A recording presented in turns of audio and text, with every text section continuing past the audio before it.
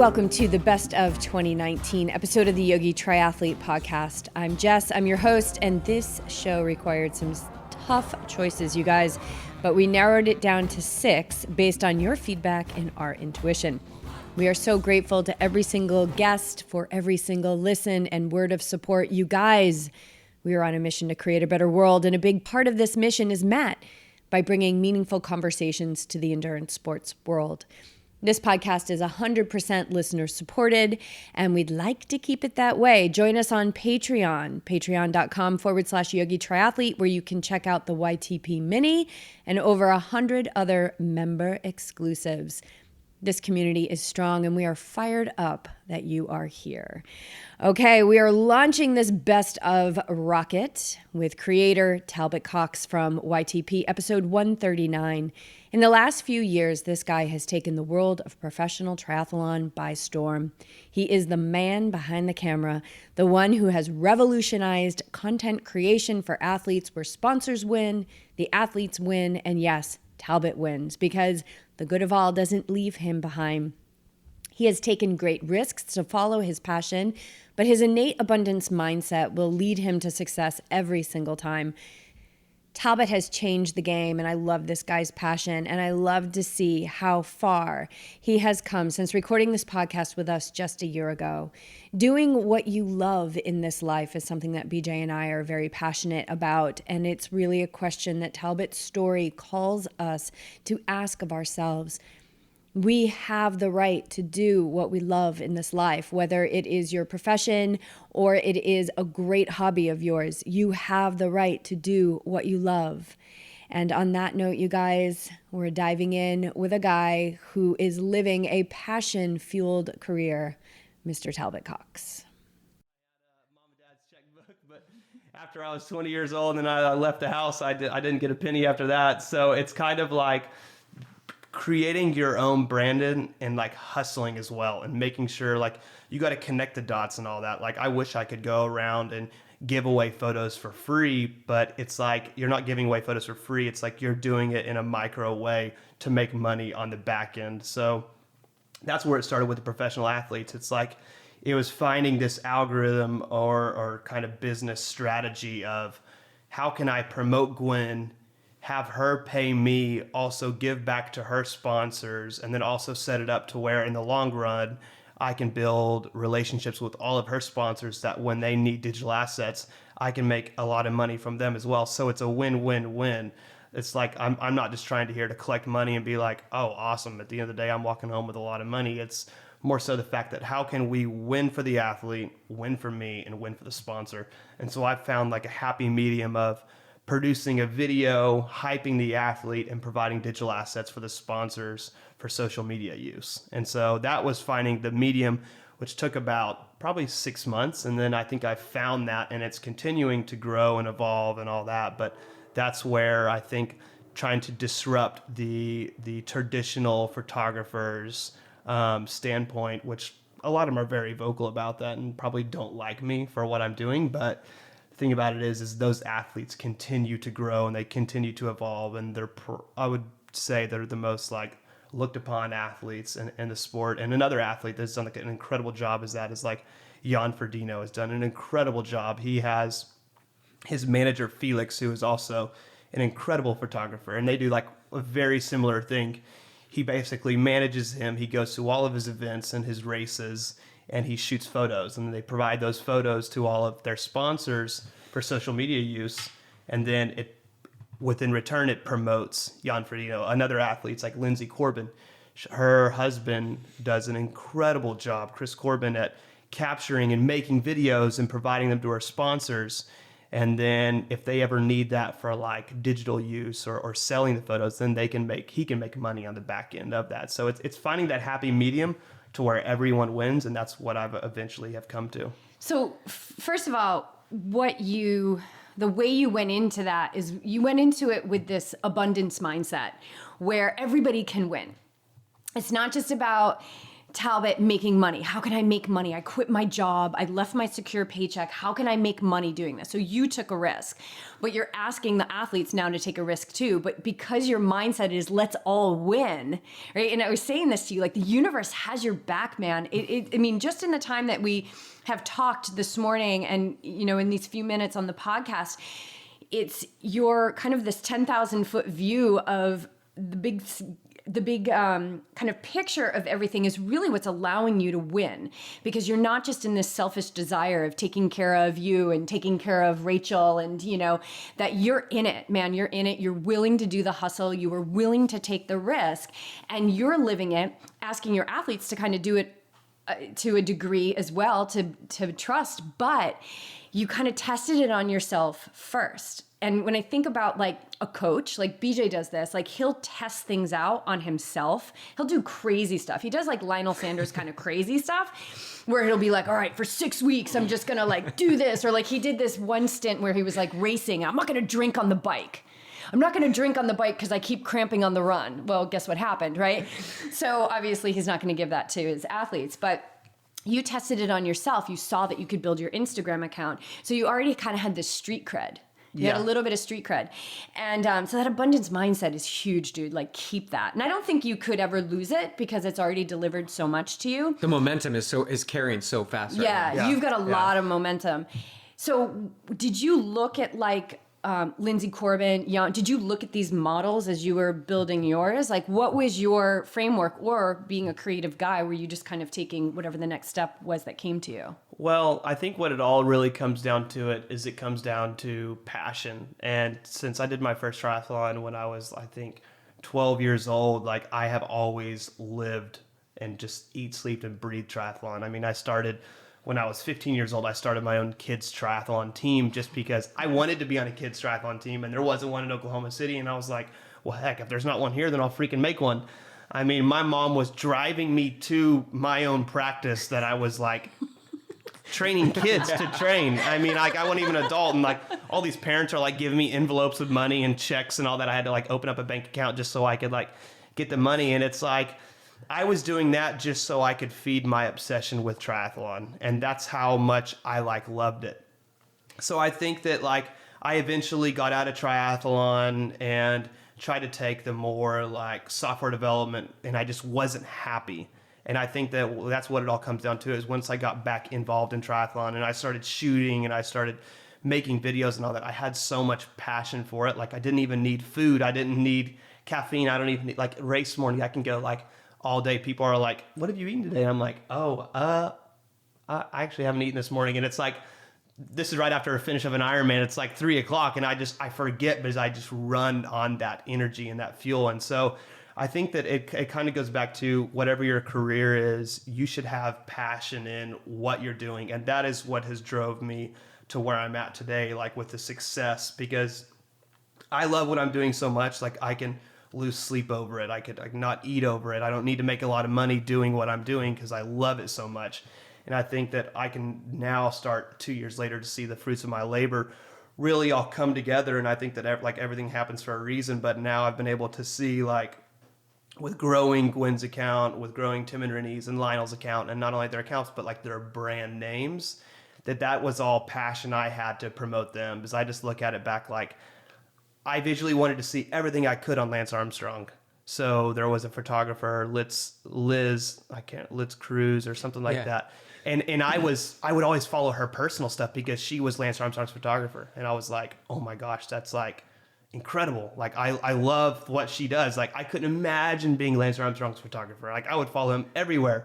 So I kind of took what she was doing. She was providing images to all of his sponsors. And then I also looked at something like the Red Bull media pool. I'm not for sure if you guys are aware of that. Basically, if you're a Red Bull athlete, they hire photographers to come shoot you. So if you go to like redbullcontentpool.com or you Google search it, you can type in an athlete's name on there, like Gwen Jorgensen, who previously was sponsored by Red Bull. And then it would give you a massive gallery of images. And depending on what your source was, a majority of them could use it for free. So like USA Today could grab an image of Gwen Jorgensen and use it for free on the front cover of their magazine.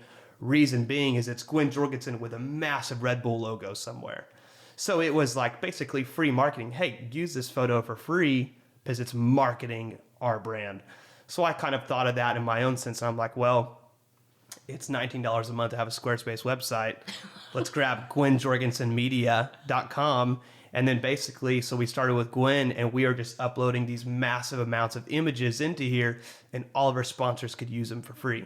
So we'd go to Gwen's races. We would shoot the Husky Invitational 5K, which no one who even knows what that is other than track athletes in that part of the country. And so we shoot that race. We upload all these images to the media pool. We put her time, we put everything, and all these news outlets were like, hey, you guys can use this for free. So like, and then that's the same day we launched her YouTube channel. So it was like, boom, she picked up like 10 or 20,000 subscribers. So I think within 48 hours. And it's like, that's what creating hype is and what it does. And so that's kind of our ultimate goal. So I took a combination of passion and looking at other businesses in the way, and then also creating my own and then just doing it that way. So that's how that all kind of like came about. I think the social media was the spark, right? The social media, and we talk, or we hear a lot how the social media, they need to detach from it, and a lot of people just delete it and remove themselves from it so they can't use it. But in this scenario, it's the relationship to social media. And so when you can dive into social media and use it in the right way, right? Don't let it consume you, but use it in the right way. And it sounds like that's exactly what you did, especially with Instagram. I know Twitter and Facebook, and I don't know if there's anything else, but Instagram's the... I would definitely say, we ended up, Gwen's YouTube grew really, really fast. And so we ended up going to the YouTube headquarters, and a sweet lady there, I can't remember her name off the top of my head, but she really helped us out with explaining to us the difference between Instagram, Facebook, and YouTube. And the craziest thing is you'll walk into a doctor's office and you're wasting time scrolling through Instagram, or you're sitting at the coffee shop and you're just scrolling because you have nothing better to do. So you're just looking through and you're looking at other people's stuff. But something like YouTube is a platform that you're going there for advice. So you're not just scrolling past Jan Frodeno's picture, past Lionel Sanders' picture, and just glance at it and you're like, oh, this is what he's doing. Cool. Keep scrolling. I might like this. Cool. When you go to a platform like YouTube, you went there yourself. It's not like you scrolled past it. You went there yourself and you're looking for information because you spent time to click on it versus scrolling past it, and you're watching. So you have way more of a captive audience. And that's the same thing like with a podcast. You don't just scroll past a podcast and it just starts playing. People have come to your podcast to listen to it. And that's how, every business isn't, but that's the difference between Facebook and Instagram and YouTube is you have a way more direct audience. So that's where we found that making like cooking videos or nutrition videos on Gwen and Pat's channel, or stretching videos, or basically her main like workout videos, update on her life and kind of all that. And so people come there for more of a direct, we build a one-way relationship with Gwen and we can follow her through her career. And that's what's been so interesting to see, like with Lionel Sanders, is we're able to promote these videos and give it to an audience. And so it's like a one-way relationship. Everyone feels like they're there training with Lionel Sanders. They feel like they've been through the journey, they've been through the hustle. And that's what would be incredible to see him succeed, is one day, like when he wins a race, is everyone feel like that they went through the heartache with him, that they went through his bad races with him, that they saw his training, that they feel like they were there with him. And then when he wins, it's like everyone wins. And so it's so funny to get on like these triathlon forums and see all these people that are like Lionel Sanders missionaries, because they truly feel like that Lionel Sanders is their friend. Like they feel like they know him. They see his sarcasm, they see his dry sense of humor, they see him training, they see him when he cries. And so they literally feel like, so when they meet him, they like freak out. But it's because he has opened a door and really like a new realm of media and letting someone in. So that's why he has so many fans. That's why he has so many people on his side, because they feel like that they're friends with him at the end of the day. Well, and what Lionel brings to the table is vulnerability. Yeah. He's really vulnerable, and that's what people are attracted to, because whether they realize it or not, like we're all suffering to some degree. And so here he is saying, hey, look, like you can look at me on my brand new bike and my super freshy gear and all that stuff, but like I'm walking the gauntlet, and I'm gonna open it up and show you guys, like, you know, I've got this addictive personality, and I'm gonna go down this road 100% until it's completely exhausted.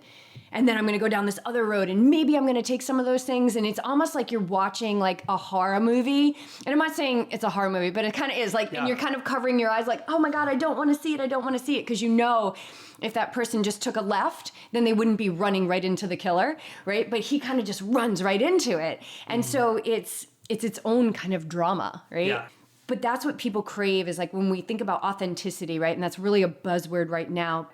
That's authenticity, is showing your vulnerability.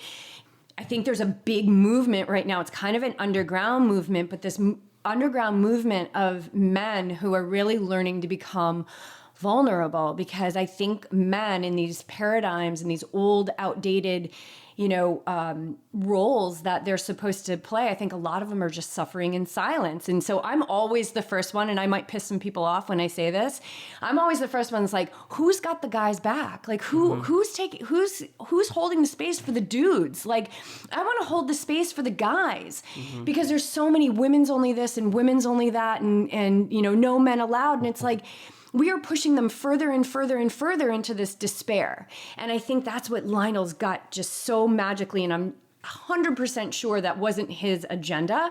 And that's what makes it so much more real and relatable, is like he's giving that voice to guys. Like, you can be at the top of the top and you can cry. Yeah, exactly. And I think that that's where a lot of people can relate to Lionel, is that no matter what your profession is, if you're a nurse, if you're a doctor, if you're a farmer, or you're just like, whatever you do, a receptionist, it's like you all go through struggles. You all go through times where you're like, man, I just can't train because my body doesn't want to let me train, or I'm just going through a tough time, or all of this stuff. And I think that's where people can relate, is Lionel really opens that window to, you got to continue to push, and we all go through hard times. I mean, everyone looked at him, and he half the people that are really intelligent and really could like study the sport and all that, they're like, oh, he's way overcooked for Kona.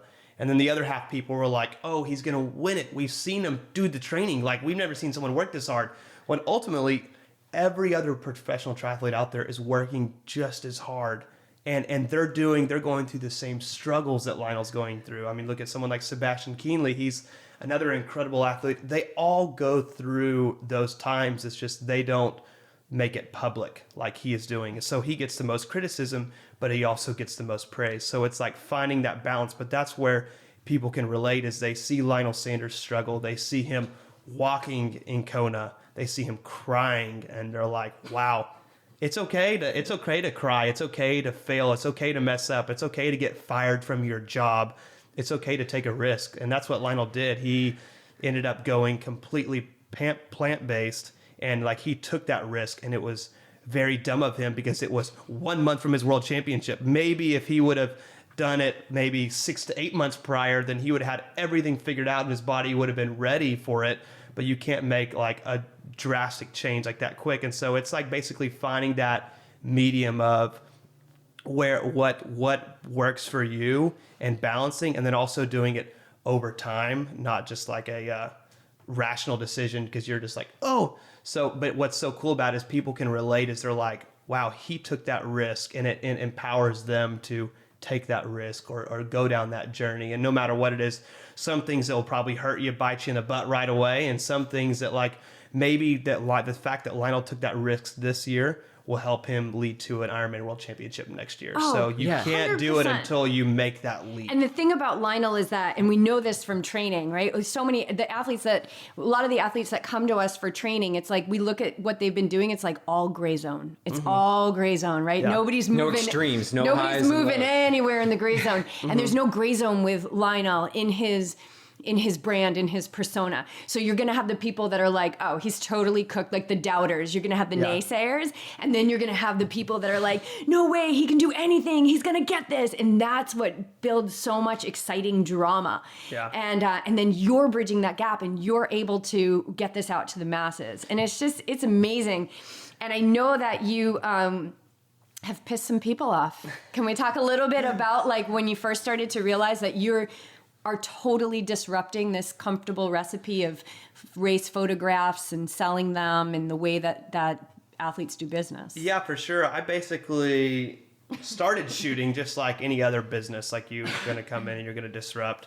And I've never really spoke like publicly on it, so I don't want like anyone to get offended. But I mean, basically, any business you do or any like risk in life that you take, you're going to upset some people. And that's just ultimately where you got to listen to yourself, make sure you have good judgment, and make sure that you're doing something right. And maybe you might be upsetting people, and you just got to continue doing what you're doing, as long as it's not like harming others physically. So basically, I started the realm, and it all kind of goes back to using triathlon images and race day photos as that. So let's say like I go to a race with Lionel Sanders, and I just like capture a whole lot of photos, and I basically just built this algorithm in my head or not my head, like I wrote it all down of like, let's say we have a start list at Oceanside. So we have all these athletes racing, and I have all of these contacts from everyone from A2 bikes to Specialized bicycles to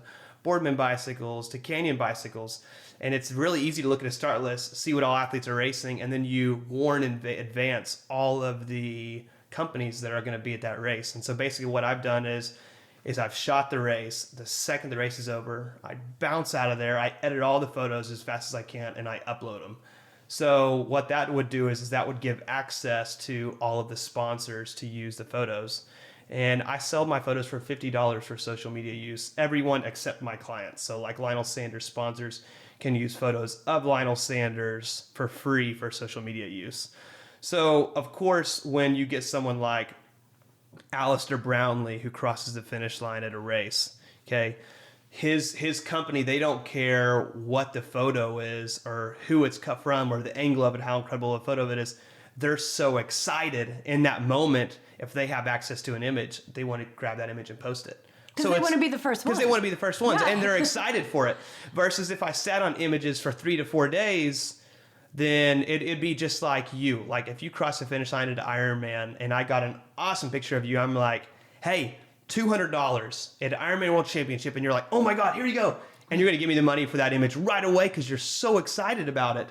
And versus if you're 3 days later and you've already seen the finisher pics and you've already seen everyone's iPhone pictures and all that. And I'm like, hey, $200. And you're like, thank you so much. I really appreciate it. This person sent me a photo that's a whole lot better. So it's not necessarily like, it's about hustle. It's about, and that's what life should be about. It should be about, if you're sitting there and you're a secretary and you want to move to a high level vice president position, if you just go clock in every day and you sit at your desk all day and you leave, you're never going to hit that vice president position. You have to continue to work, ask who you can help, ask what you can do. What else can I do? What else can I do? Is there anything I can do? Can I help you out on this project? I mean, you have to work for that position, and that's where I've worked to do. It's upset a lot of people along the way, but a lot of the other photographers that are smart and that are knowledgeable have reached out and been like, dude, what are you doing? Like, how are you doing this? How are you doing this? How are your pictures being posted everywhere?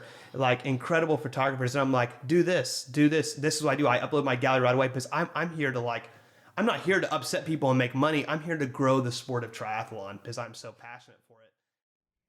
I love that episode with Talbot, and I love watching him expand and hustle and build his brand and do what he loves. We are grateful for his time. Next up, we've got an amazing soul, so brave and so very much on purpose in his life. Tom Voss is the meditating vet from YTP, episode 151. An Army veteran who served on active duty from 2003 to 2006. He set off to serve in Operation Iraqi Freedom in 2004, just 20 months into his training. And it was the very experience that led him to his discovery of moral injury and the 2,700-mile trek on foot to process the pain from sustaining such an injury. Documented in the Emmy-nominated documentary, Almost Sunrise, Tom shows us the depths at which he was willing to heal as a last-ditch effort before suicide. So what I've understood from doing kind of a deep dive into moral injury is that I believe they run parallel to each other. So you have post-traumatic stress, which is like the physical conditioning, which is like flashbacks, panic attacks, sleeplessness, those types of things. And moral injury is the grief, the guilt, the shame. Those things can't be medicated away. So that's where your processing happens. So you come home and you're suffering from symptoms of post-traumatic stress disorder, and then here comes moral injury when you're able to sit back and start processing, what did I participate in?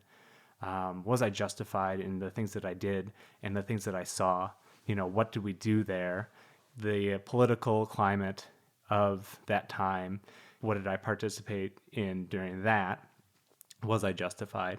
So these are questions that I started asking myself maybe 2 years after I came home, and that's where the suffering starts, because, what could I have done better?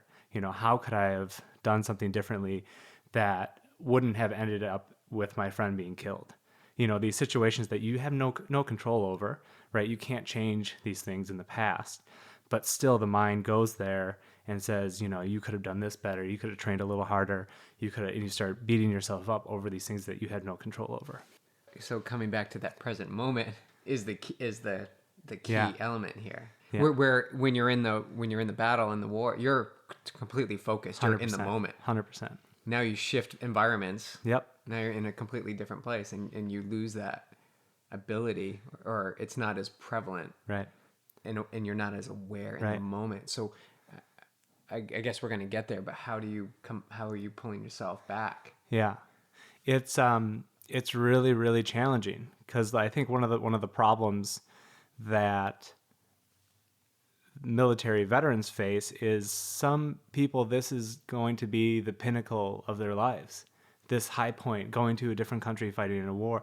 There's less than 1% of the population serves in the United States military. So you have this extreme, intense, dangerous situation, at kind of the prime, you're in your early 20s, and you come home and it's going from like 100 miles to like 4. And you look for ways to find meaning in your life, because there you're serving your country, you're protecting, civilian population. It's extremely meaningful. You're helping, the men and the women to the left and the right of you, making sure that they can come home. So it's like really high stakes. And then you come home, and it's not. Like when I came home, like I remember the only job I could find, because at that time, no one was hiring any military people because of post-traumatic stress. And everyone was like, oh, they're just going to come and shoot the place up.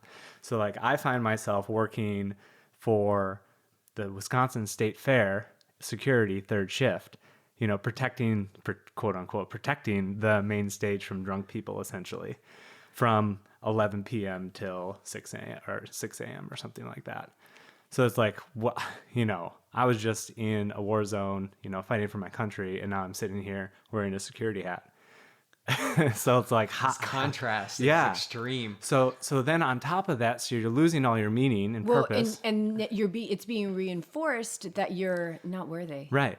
And that you're broken, and that you're, dangerous, and it kind of feels like you're being pushed aside and discarded. And so we were trying to figure, and I was 21 when I got out. So you're trying to find meaning in your life, and you're trying to find purpose, and you're trying to find connection. And that's really difficult. I'm from Wisconsin, so there's no active duty military base there. There's National Guard and Reserve, but they only meet, once every month or something like that. So here I'm coming back out of active duty military, active duty army, and I'm sitting on my mom's couch, like, what am I going to do now? How am I going to find purpose? How am I going to find meaning? And it took me, a long time, and I really struggled and crashed and burned a lot. And I ended up, coming home, getting my own apartment, and enlisting in school full time and getting a full time job as well. And that's only because that's what I felt I needed to do. Like that was what was expected of me. All my friends were graduating college. I'm like, oh, I gotta graduate college. I gotta hurry up And catch then up, catch yeah. up with all my peers and all that kind of stuff. Yeah, was there this feeling like you were behind? Yeah, totally. I was behind, and I had this experience too that I just started packing away because I was like, I have no one to relate to. Like, I have no one I can talk to about this because everyone just kind of stares at me. Like I can't explain to them, the horrors of war because you can't just describe it to people, right? It's the experience of it is sometimes so horrific that it's like, how do you even begin to comprehend, what human beings are able to do to each other. So you have all this and it's all internalized now. It took me about 2 years and then I started processing it. So like, okay, like what happened? What did I do? What did I participate in? And there's another element too that adds on to the grief and the guilt and the shame. And I think it's very prominent in Western culture. Because I was raised Catholic, I have all these, internal mechanisms that are like, you're a bad person now. So that's again coming from a moral standpoint, moral injury. The very first thing you learn as a child is not okay to take another person's life. So, okay, so now I'm in a situation where I have to do that or I'm dead. So, that type of stuff, it needs to happen in war. Otherwise, you lose your life. So now I'm, violating my own moral code as a human being, and I'm trying to justify what I did now that I'm outside of the military culture and I'm not in it where it's like, yeah, totally, that's what we have to do. Yeah, you're back in the world where it's not okay to take another life. Where it's not okay. So you're trying to justify that with yourself. And, you can only say, yeah, I had to do what I had to do so many times to yourself until you're just continually analyzing it. So when you're talking about moral injury, we're talking about a wound to the soul. When you witness or participate in something that goes against your own moral belief or your own moral structure or scaffolding. That's really what I think is impacting so many veterans. And everyone's I shouldn't say everyone, like most people are being treated for post-traumatic stress with medications like I was. So I was on antidepressant, anti-anxiety medication. I was on sleeping pills. And at the same time, I was self-medicating with alcohol and abusing illegal drugs and prescription drugs. So just to give you an example, like because I was in a state of I don't really care what happens to me. Like I don't really care if I live or die anymore. There's just like kind of this apathy for life. I would, take a couple Ambient and then go out drinking with my friends and just like, see what happens. Like I just did not care. Wherever I would wake up, I'd be like, oh, like how am I going to get home? Like, so it would be those types of situations like that. I mean, I lived like that for almost 10 years. So it's like, how sustainable it, and like right now you look at the suicide rate for veterans, it's stated at 20 a day. So 20 human beings are taking their lives every day in this country because they don't feel that there's any other option. And I truly believe that people who end up taking their own lives don't really want to kill themselves, right? They want to stop suffering. They want to stop the suffering within themselves. So they feel that this is the only option that they have. And since coming home, in our platoon, we've lost 2 guys already. So I know, it's very prevalent. I had a guy text me yesterday that, one of his buddies went to a cemetery and shot himself in the chest. It's like, this is just not going to get better unless we're finding ways to address these moral conflicts of war. Because the medication is going to subdue the anxiety.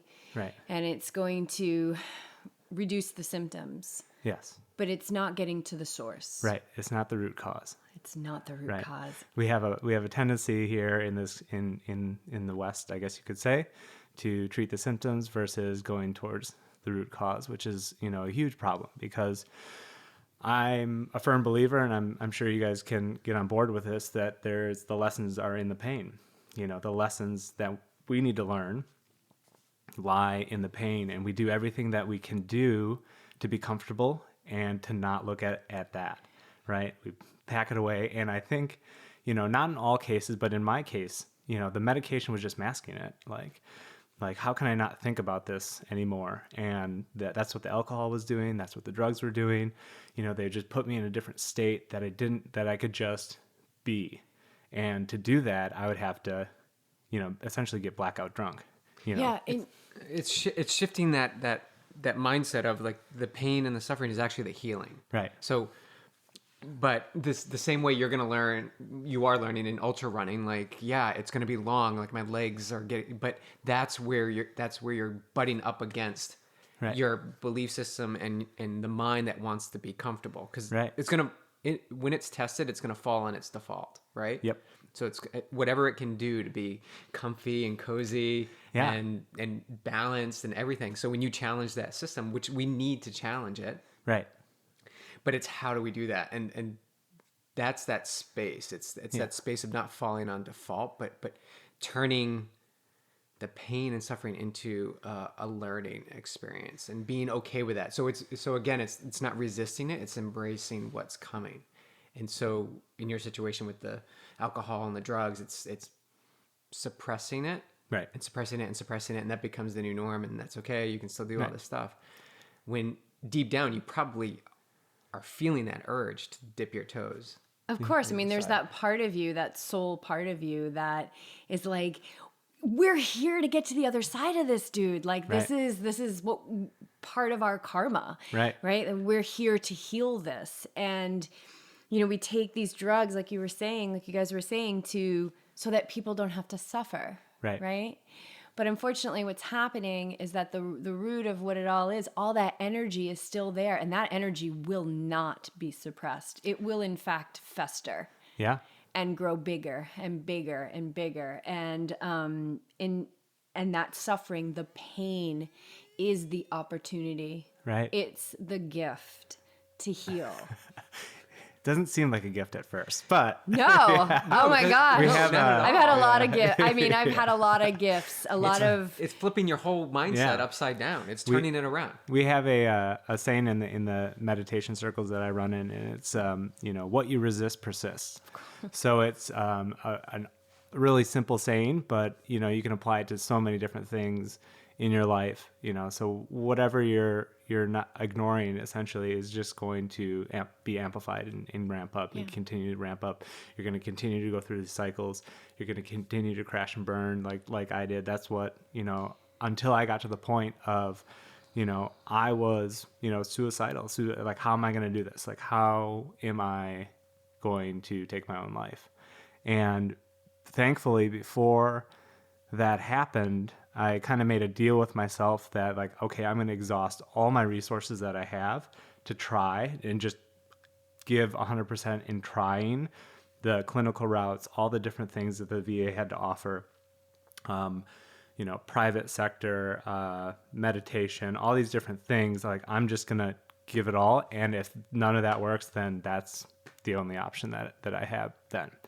So that's what kind of spurred my walk across the country, where myself and another Iraq war veteran, we were both in the same boat, and he just said, would you mind if I came with you? And I was like, not at all.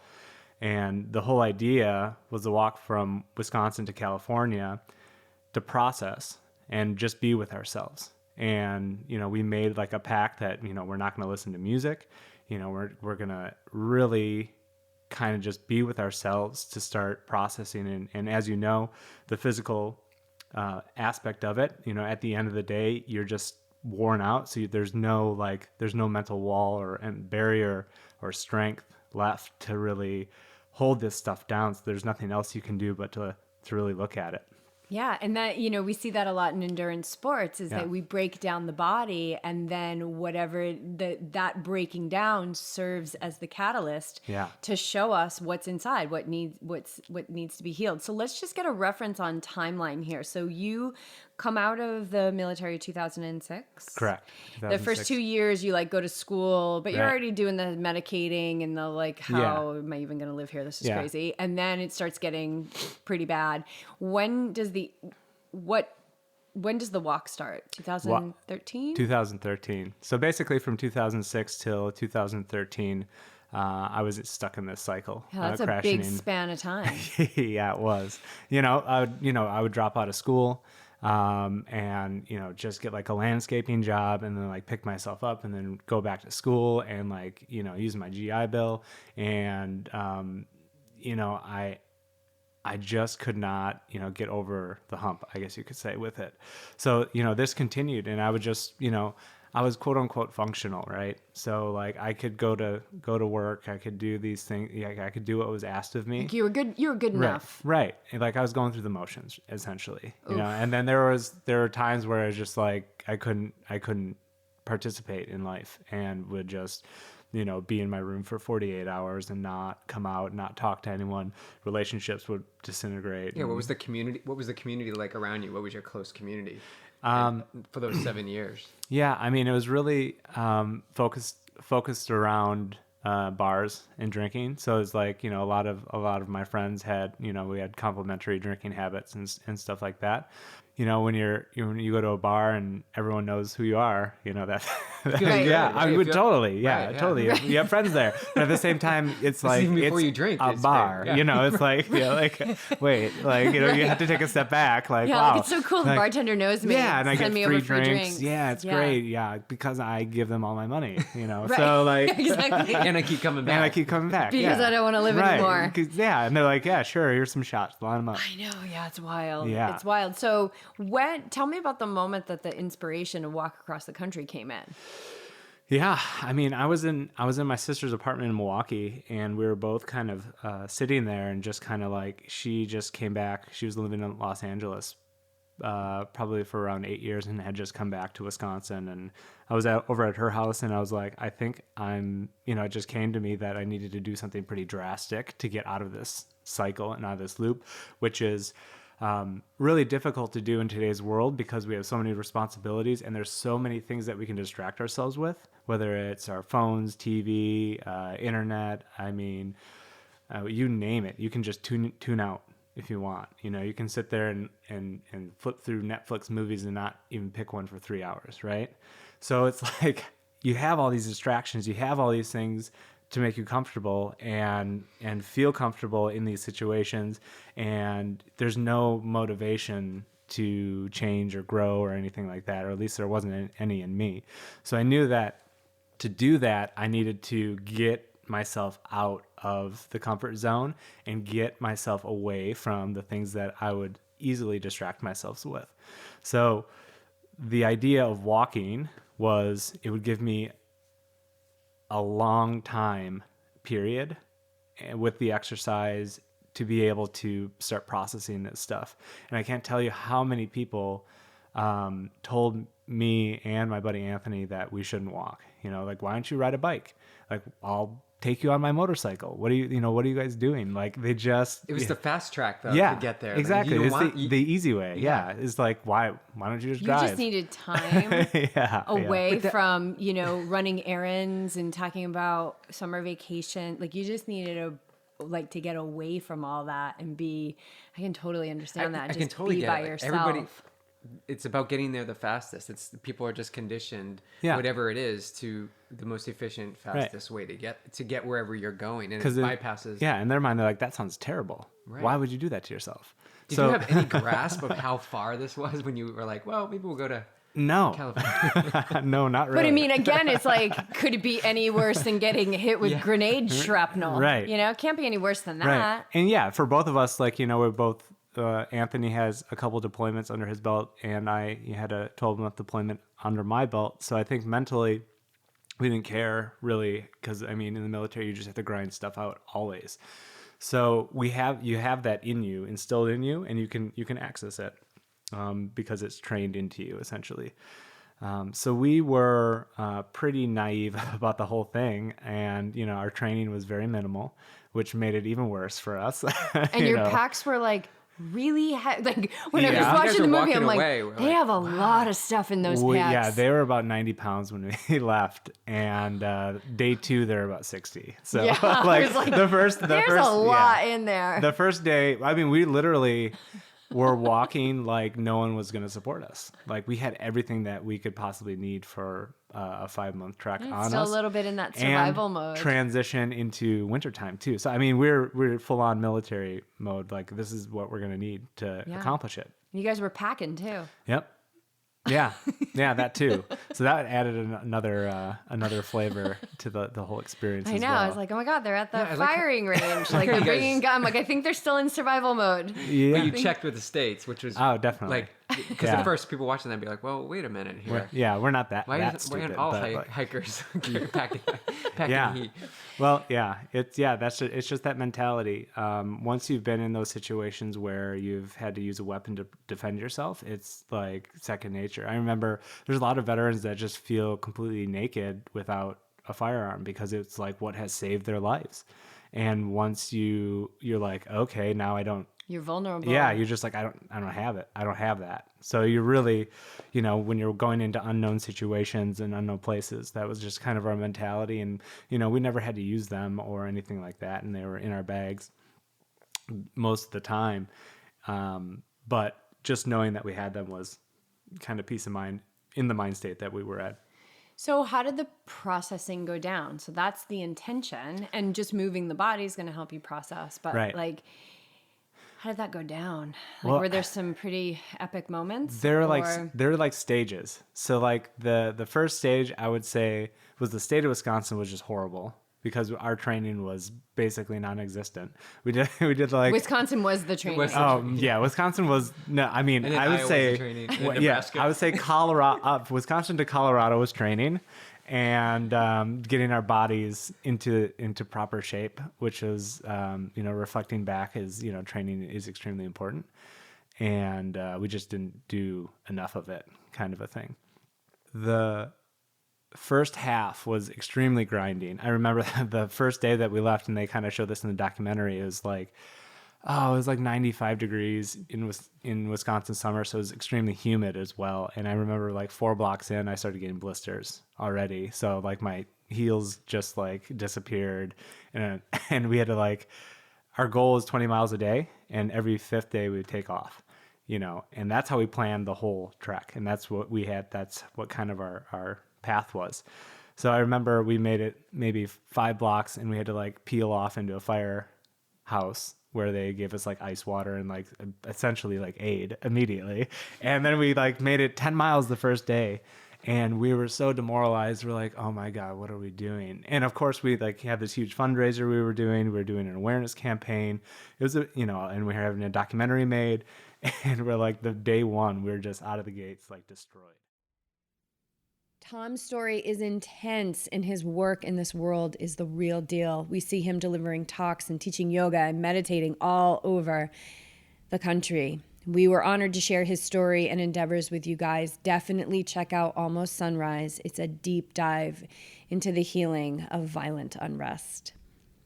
Next up is the always lovely Magdalena Boulay from YTP, episode 159. Magda's running resume is deep. After 10 years of running marathons on the road, which included making the 2008 U.S. Olympic team, she transitioned to running trail and ultra-distance events in 2013. A few years later, Magda won her 100-mile debut at the prestigious Western States Endurance Run and was named North American Ultra Runner of the Year. On the day we interviewed Magda, BJ and I had the chance to tour the production facility at GU Energy headquarters in Berkeley, California, where Magda is head of innovation and product development. Seeing where our sports nutrition is produced was a really cool experience. We also got to meet our Salty Squad leader, Noah, and then had this epic chat with Magda. So you could say it was worth the drive. This 20-minute clip is a nutritional bomb. From the importance of gut health to the manipulation of carbs to experience the benefits without impairment to her longtime coaching relationship with Jack Daniels, this snippet captures so much. So slow down and let the information soak in. The health of the gut that you bring into race day has so much to do with your success of sports nutrition during that exertion. Yeah, it's the foods, the sports nutrition will only work as well as the rest of the engine is, set up to work. So your gut is incredibly important. So the foods that we eat throughout the day will either make your gut resilient and able to, to break down certain nutrients really well, and your gut can adopt and be trained to obviously to consume certain sports nutrition, but also it can be enriched by by the foods that you eat outside of sports nutrition, and it will not only allow you to obviously absorb nutrients and break down certain foods during exercise, but it also will affect your brain and your mood and your emotion. The gut is your second brain, so you got to treat it well. I'm glad you mentioned the brain, because it's my understanding that the brain's the biggest source of fuel is carbohydrates. So what's your position on the low carbohydrate athlete? Yeah, I don't want to say that it doesn't work for everyone or it works for everyone. It's really, really individual. And there are certain, as an endurance athlete myself, there are certain workouts that I like to do on no carbs or low carbs or fasted workouts, right? Like the timing on when I strategically include carbohydrates will improve my, my ability to use certain substrates, depending for what I'm training for, right? So it always starts with, what are you training for? Is it a marathon? Is it an ultra event? Is it a stage race? So depending on, and for the same athlete, that could vary throughout the week, throughout the year, right? I could train for a marathon in the first 3-4 months of the year, and then I can switch to an ultra, and I would probably be a lot more flexible with the way I approach my fueling during training, and do it strategically. So I never say, oh, low carb diets don't work, or you have to be 60%. Because if I don't know the athlete and what they're training for, I can't make that conclusion, right? I can't say that without learning about what they're training for. So it really depends. There is definitely a benefit to doing occasional fasted workouts for ultra endurance or endurance events, and you can shift your metabolism and to get to the point where you can be metabolically flexible, so you can tap into both substrates, is to your advantage. And that can be obviously done through the proper diet and what your diet looks like, through fueling strategically, and obviously, or not fueling on certain workouts, and also not knowing your genetics. You gotta figure out what your baseline is, and then trying to see if you need to make changes or not, depending on what you're training for. And how important is body awareness, as a feedback system? Even just listening to knowing that, because we'll do fasted workouts every now and again, but sometimes when I get into the height of my training, it's that doesn't feel right for me. I feel like my body is just always wanting to absorb, and so it doesn't feel as good because those shorter workouts are few and far between. Right. I think that again with doing fasted workouts, as a coach, I only prescribe them on really easy days, or very easy, sometimes long. You do a progression, right? So you might start with just once a week on an easy day, never doing it on a quality day where you have high intensity, or a really hard long session. So always doing it on the easy recovery runs that are, or bike rides or swims that are obviously at that kind of zone 1, zone 2, low heart rate, where I can have a conversation, and then building up, maybe from a 30 to 45 minute session to an hour session, to eventually working your way up where you can actually do a 2-hour session that's easy again, not high intensity, fasted. Yeah, and paying attention and noticing and knowing, because your body's giving you feedback all the time, right? So just noticing how your individual body is working. Like when does that hunger come in? When, and watching that. Correct. And also, when we say fasted, it doesn't mean that you can't stay hydrated. It doesn't mean that you can't have electrolytes. It doesn't mean that you can't have, branched amino acids to prevent, that muscle breakdown. It's strategically applying the carbs. So there's also other nutrients that you can have during those fasted sessions that will not shift your metabolism towards burning carbs and still allow you to to utilize your fat, but not have that cognitive impairment that sometimes happens. Yeah. So you're still nourishing the body, and again, it's about longevity, right? Right. So doing it too frequently, doing it, on days that you might have a hard session, you're putting yourself at risk for injury, for never replenishing those stores, especially if you train consecutively. Or sometimes twice a day. It's extremely hard to replenish when you're restricting. And I think the mindset goes too when you're trying to do a fasted, because I've tried this fasted and then do a hard treadmill session. And then you come up and you're like all energized because you just, you went, but then you get that depletion. You just feel that mental breakdown. And if you don't fuel up right away, because that first meal you have in a fasted state should be a real quality, nutrient dense meal. Right? Not a hamburger or fast food, which most people do. I was gonna say most people, but a lot of people do try it out, and they're like, "Well, I deserve it because I haven't had anything." Yeah, it's the deserve it thing. But no, you deserve to treat your body with a lot of good nutrients right now. Right. It's the opposite. I think just changing that mindset of that the reward, by putting junk in after you worked out for let's say 2-3 hours or sometimes longer. To some people, putting junk in means reward. To me, it means damage, right? Yeah, so it's punishment. Yeah, it's like you just worked out so hard. You took 2 steps forward towards making yourself a better you, and now you just ruined that by, putting junk in your body. Yeah, that's that space. That's that mindset space. That they have that choice. It's like, and we talk about it when you begin to slow things down, whether it's a meditation practice or yoga or just being mindful. Yeah.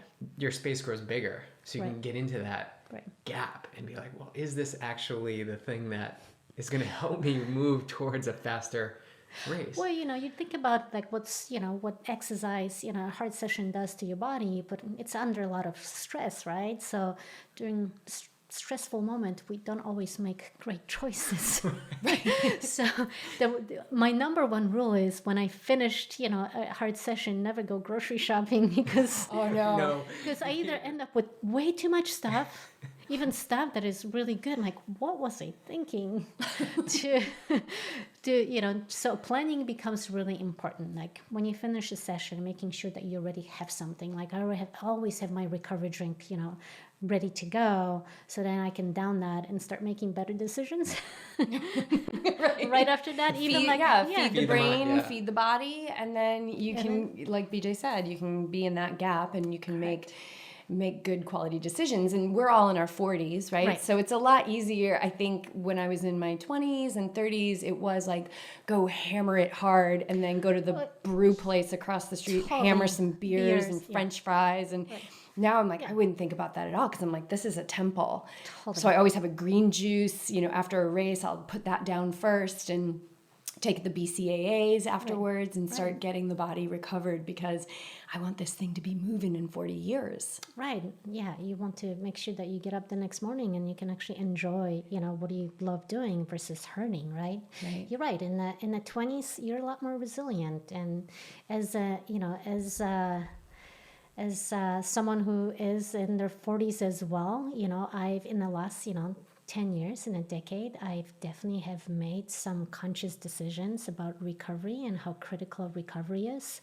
And, it really, comes down to, to treating yourself with respect.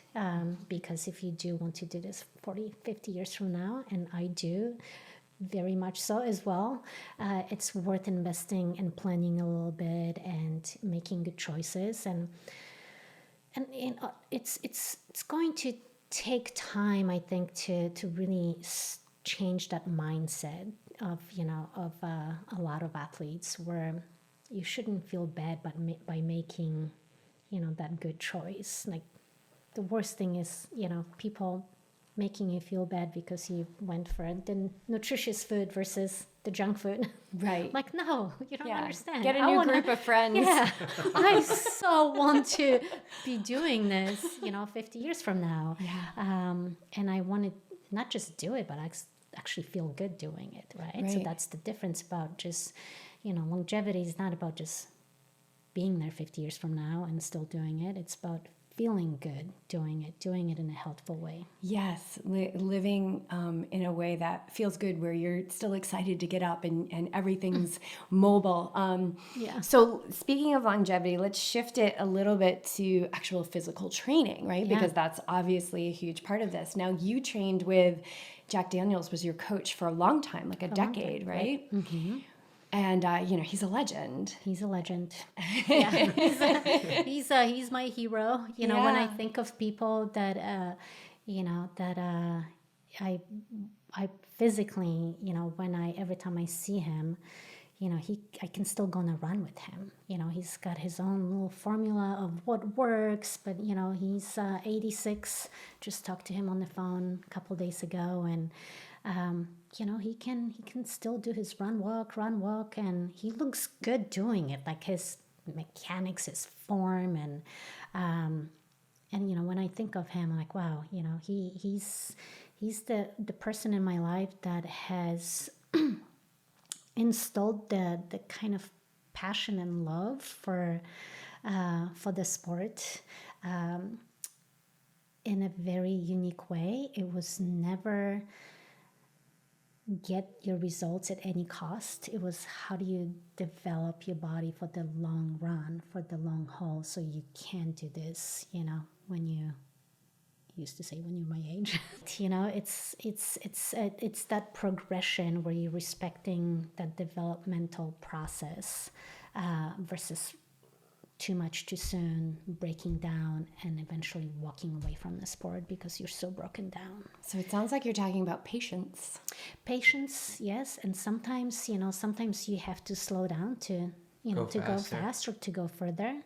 And he would be the first one sometimes in my training to tell me, you're not ready for this. Like, emotionally you might be ready, but physically you got to pay your dues. You're going to spend more time doing this type of work before, or this type of mileage. I was really eager to improve quick, and he would always put the brakes on, and he's like, no, you need to slow down a little bit. There's no reason to do this much this soon. You'll get there. Your body will be ready. And a decade later, I've realized that this is the reason why I'm still running. This is I look at some of either my friends that I ran with in college or post college, or competitors. A lot of them have moved on from the sport. And that's one of the reasons why I entered trail running and ultra running, after my road days, was, well, because I knew that I wasn't done yet, with running, that I had that mentality of, doing it for the rest of my life, because of the lessons I've learned from Jack Daniels, because of, understanding how important nutrition is and fueling me, and that it can be done in a way that is responsible and it supports that longevity goal. And that you don't have to feel deprived. Yeah. Right? Oh, So no. it's, Yeah. I don't feel deprived at all when I slam down my recovery drink in the car, on the way to go grab a smoothie. I don't feel deprived at all. It's just, it's like the better it gets, the better it gets. So you're putting good fuel in your body's going to feel good. And as humans, like we're literally hardwired to be comfortable and to feel good. Right. So if we just kind of make that first choice and keep some momentum, and we're going to continue to make those choices that feel good. Like there's no other way for us now.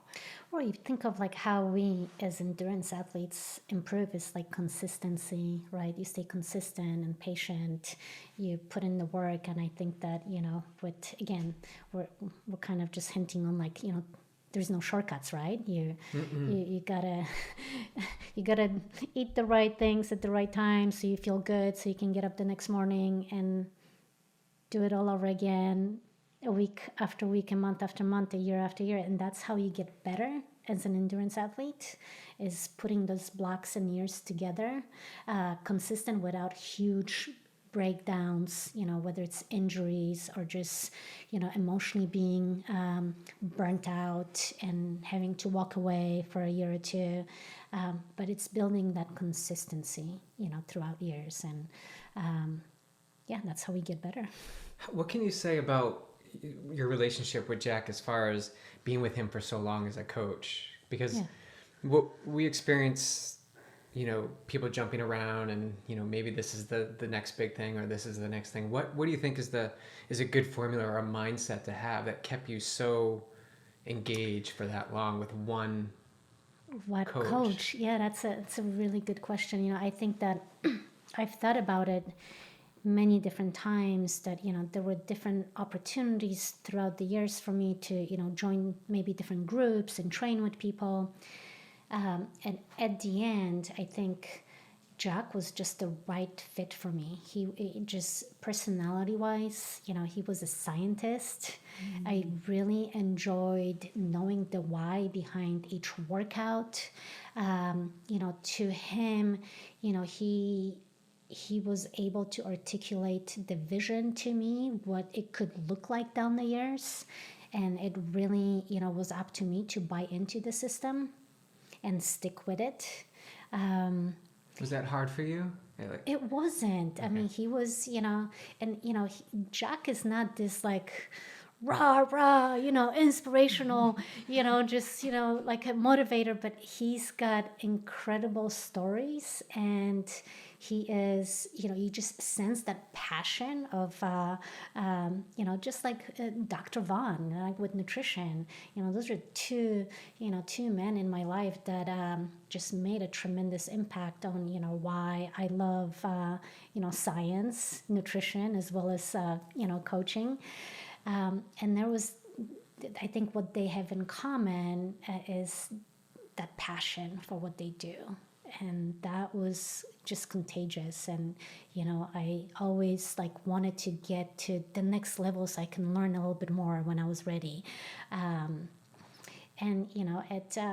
At kind of at the end of my, relationship with Jack Daniels, when we were kind of, we knew we were approaching the end of the marathon days, it became a lot more collaborative. So our relationship matured, and I had a lot more input into my training. He learned so much about me and what I didn't like, and certain workouts caused me more anxiety than others, and he always believed that there's not one way of getting from point A to point B, and that there were many ways to get the same result. He was creative. He was creative, and every year was not the same. I think that, after, 10 years, he was still able to put a twist on my schedule. I'm like, whoa, where did this come from? You want me to, I've never done this before. So, but it was also nice to have, some of the, piece of predictability too, that I knew that from year to year, there were certain workouts that we always had in a plan that I could, look back, say, you know what, I remember when I couldn't do this. So whatever we're doing, it's working because I'm getting better. And that alone, when you can see that you're getting better, it keeps you hungry for more, and it just validates that there's progression happening, and it's fun it's easy to stay. And, you always wonder, like, what if, I did something else? But, I think that it really worked out for me because I made tremendous breakthroughs, under Jack. And I'm still applying a lot of it now, even when I'm training for the ultra trail events. And, him and I talk about, some of the races that I do, and he just kind of shakes his head. And he's like, what do you mean you ran for 24 hours straight? So it's kind of fun. There she is, folks. Magdalena Boulay, the sweetest badass you'll ever know. What a world of wisdom she is, and so generous to share it with us. And speaking of badasses and sharing, our next guest from YTP episode 160 brings it all into message for us. Kristen Mayer, founder of Betty Designs, opens up about one of the most difficult times in her life and how the beautiful art that is her career blossomed from it.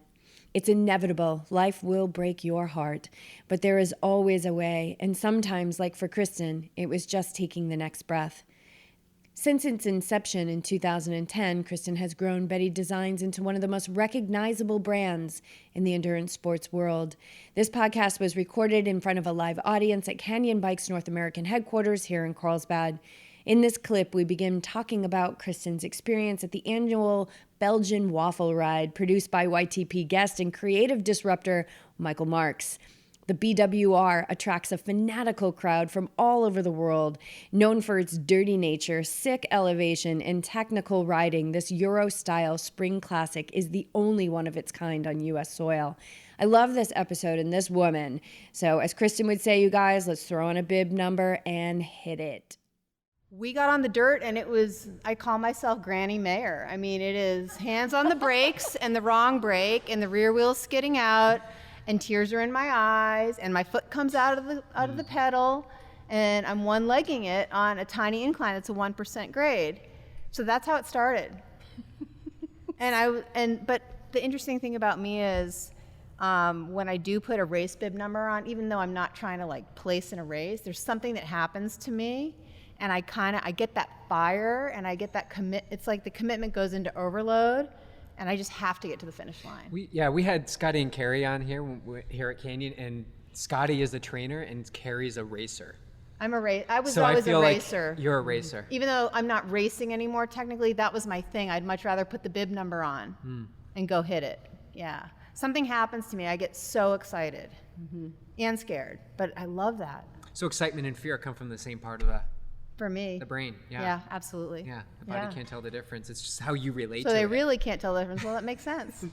Yeah, no, it has the same physiological reaction in the body as fear and excitement. So if you practice fear, if you live a fearful life, if you're a warrior, and you're feeling that, you can change the lingo and decide that you're just going to be excited because your body's not going to change in the way that it feels, but the words that you use around it will change, and then your perspective about it will shift significantly. So what does training look like? Now you're with the big guns. You are a big gun there in all white. You always wear white, which I always love. wear white because it's funny. Yeah, because you should. Dumb. Because it's like the dirtiest race. Who wears white for a dirt event? I mean, honestly, to be out there all day and it's 90 degrees sometimes out in Ramona and you're disgusting when you finish. Wear white. Why not? What does training look like for that? Like, what does your training for this year look like? Because you keep, like, ticking off the time. Like, you're taking chunks out of your time year after year. So, well, like I said, I started in a pretty grim space in terms of my abilities, and it's like anything. I hired my old tri-coach every year because for me, I like the structure of knowing what I should do. I also can't handle as much training as a lot of my peers. So for me, being told what to do and when to rest works well for me. I don't have to think about it, but I love to go out and do it. And I trust him. He worked with me for almost 18 years on the tri side. He knows me really well. And so when I started doing this, I didn't know anything about endurance riding. I'd never ridden a bike.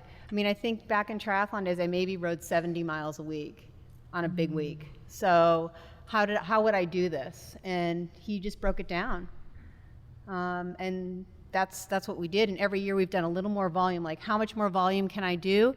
Because for me, I'm never going to be fast out there. That's never my intent or my goal is to see like who I can beat. It's more about me.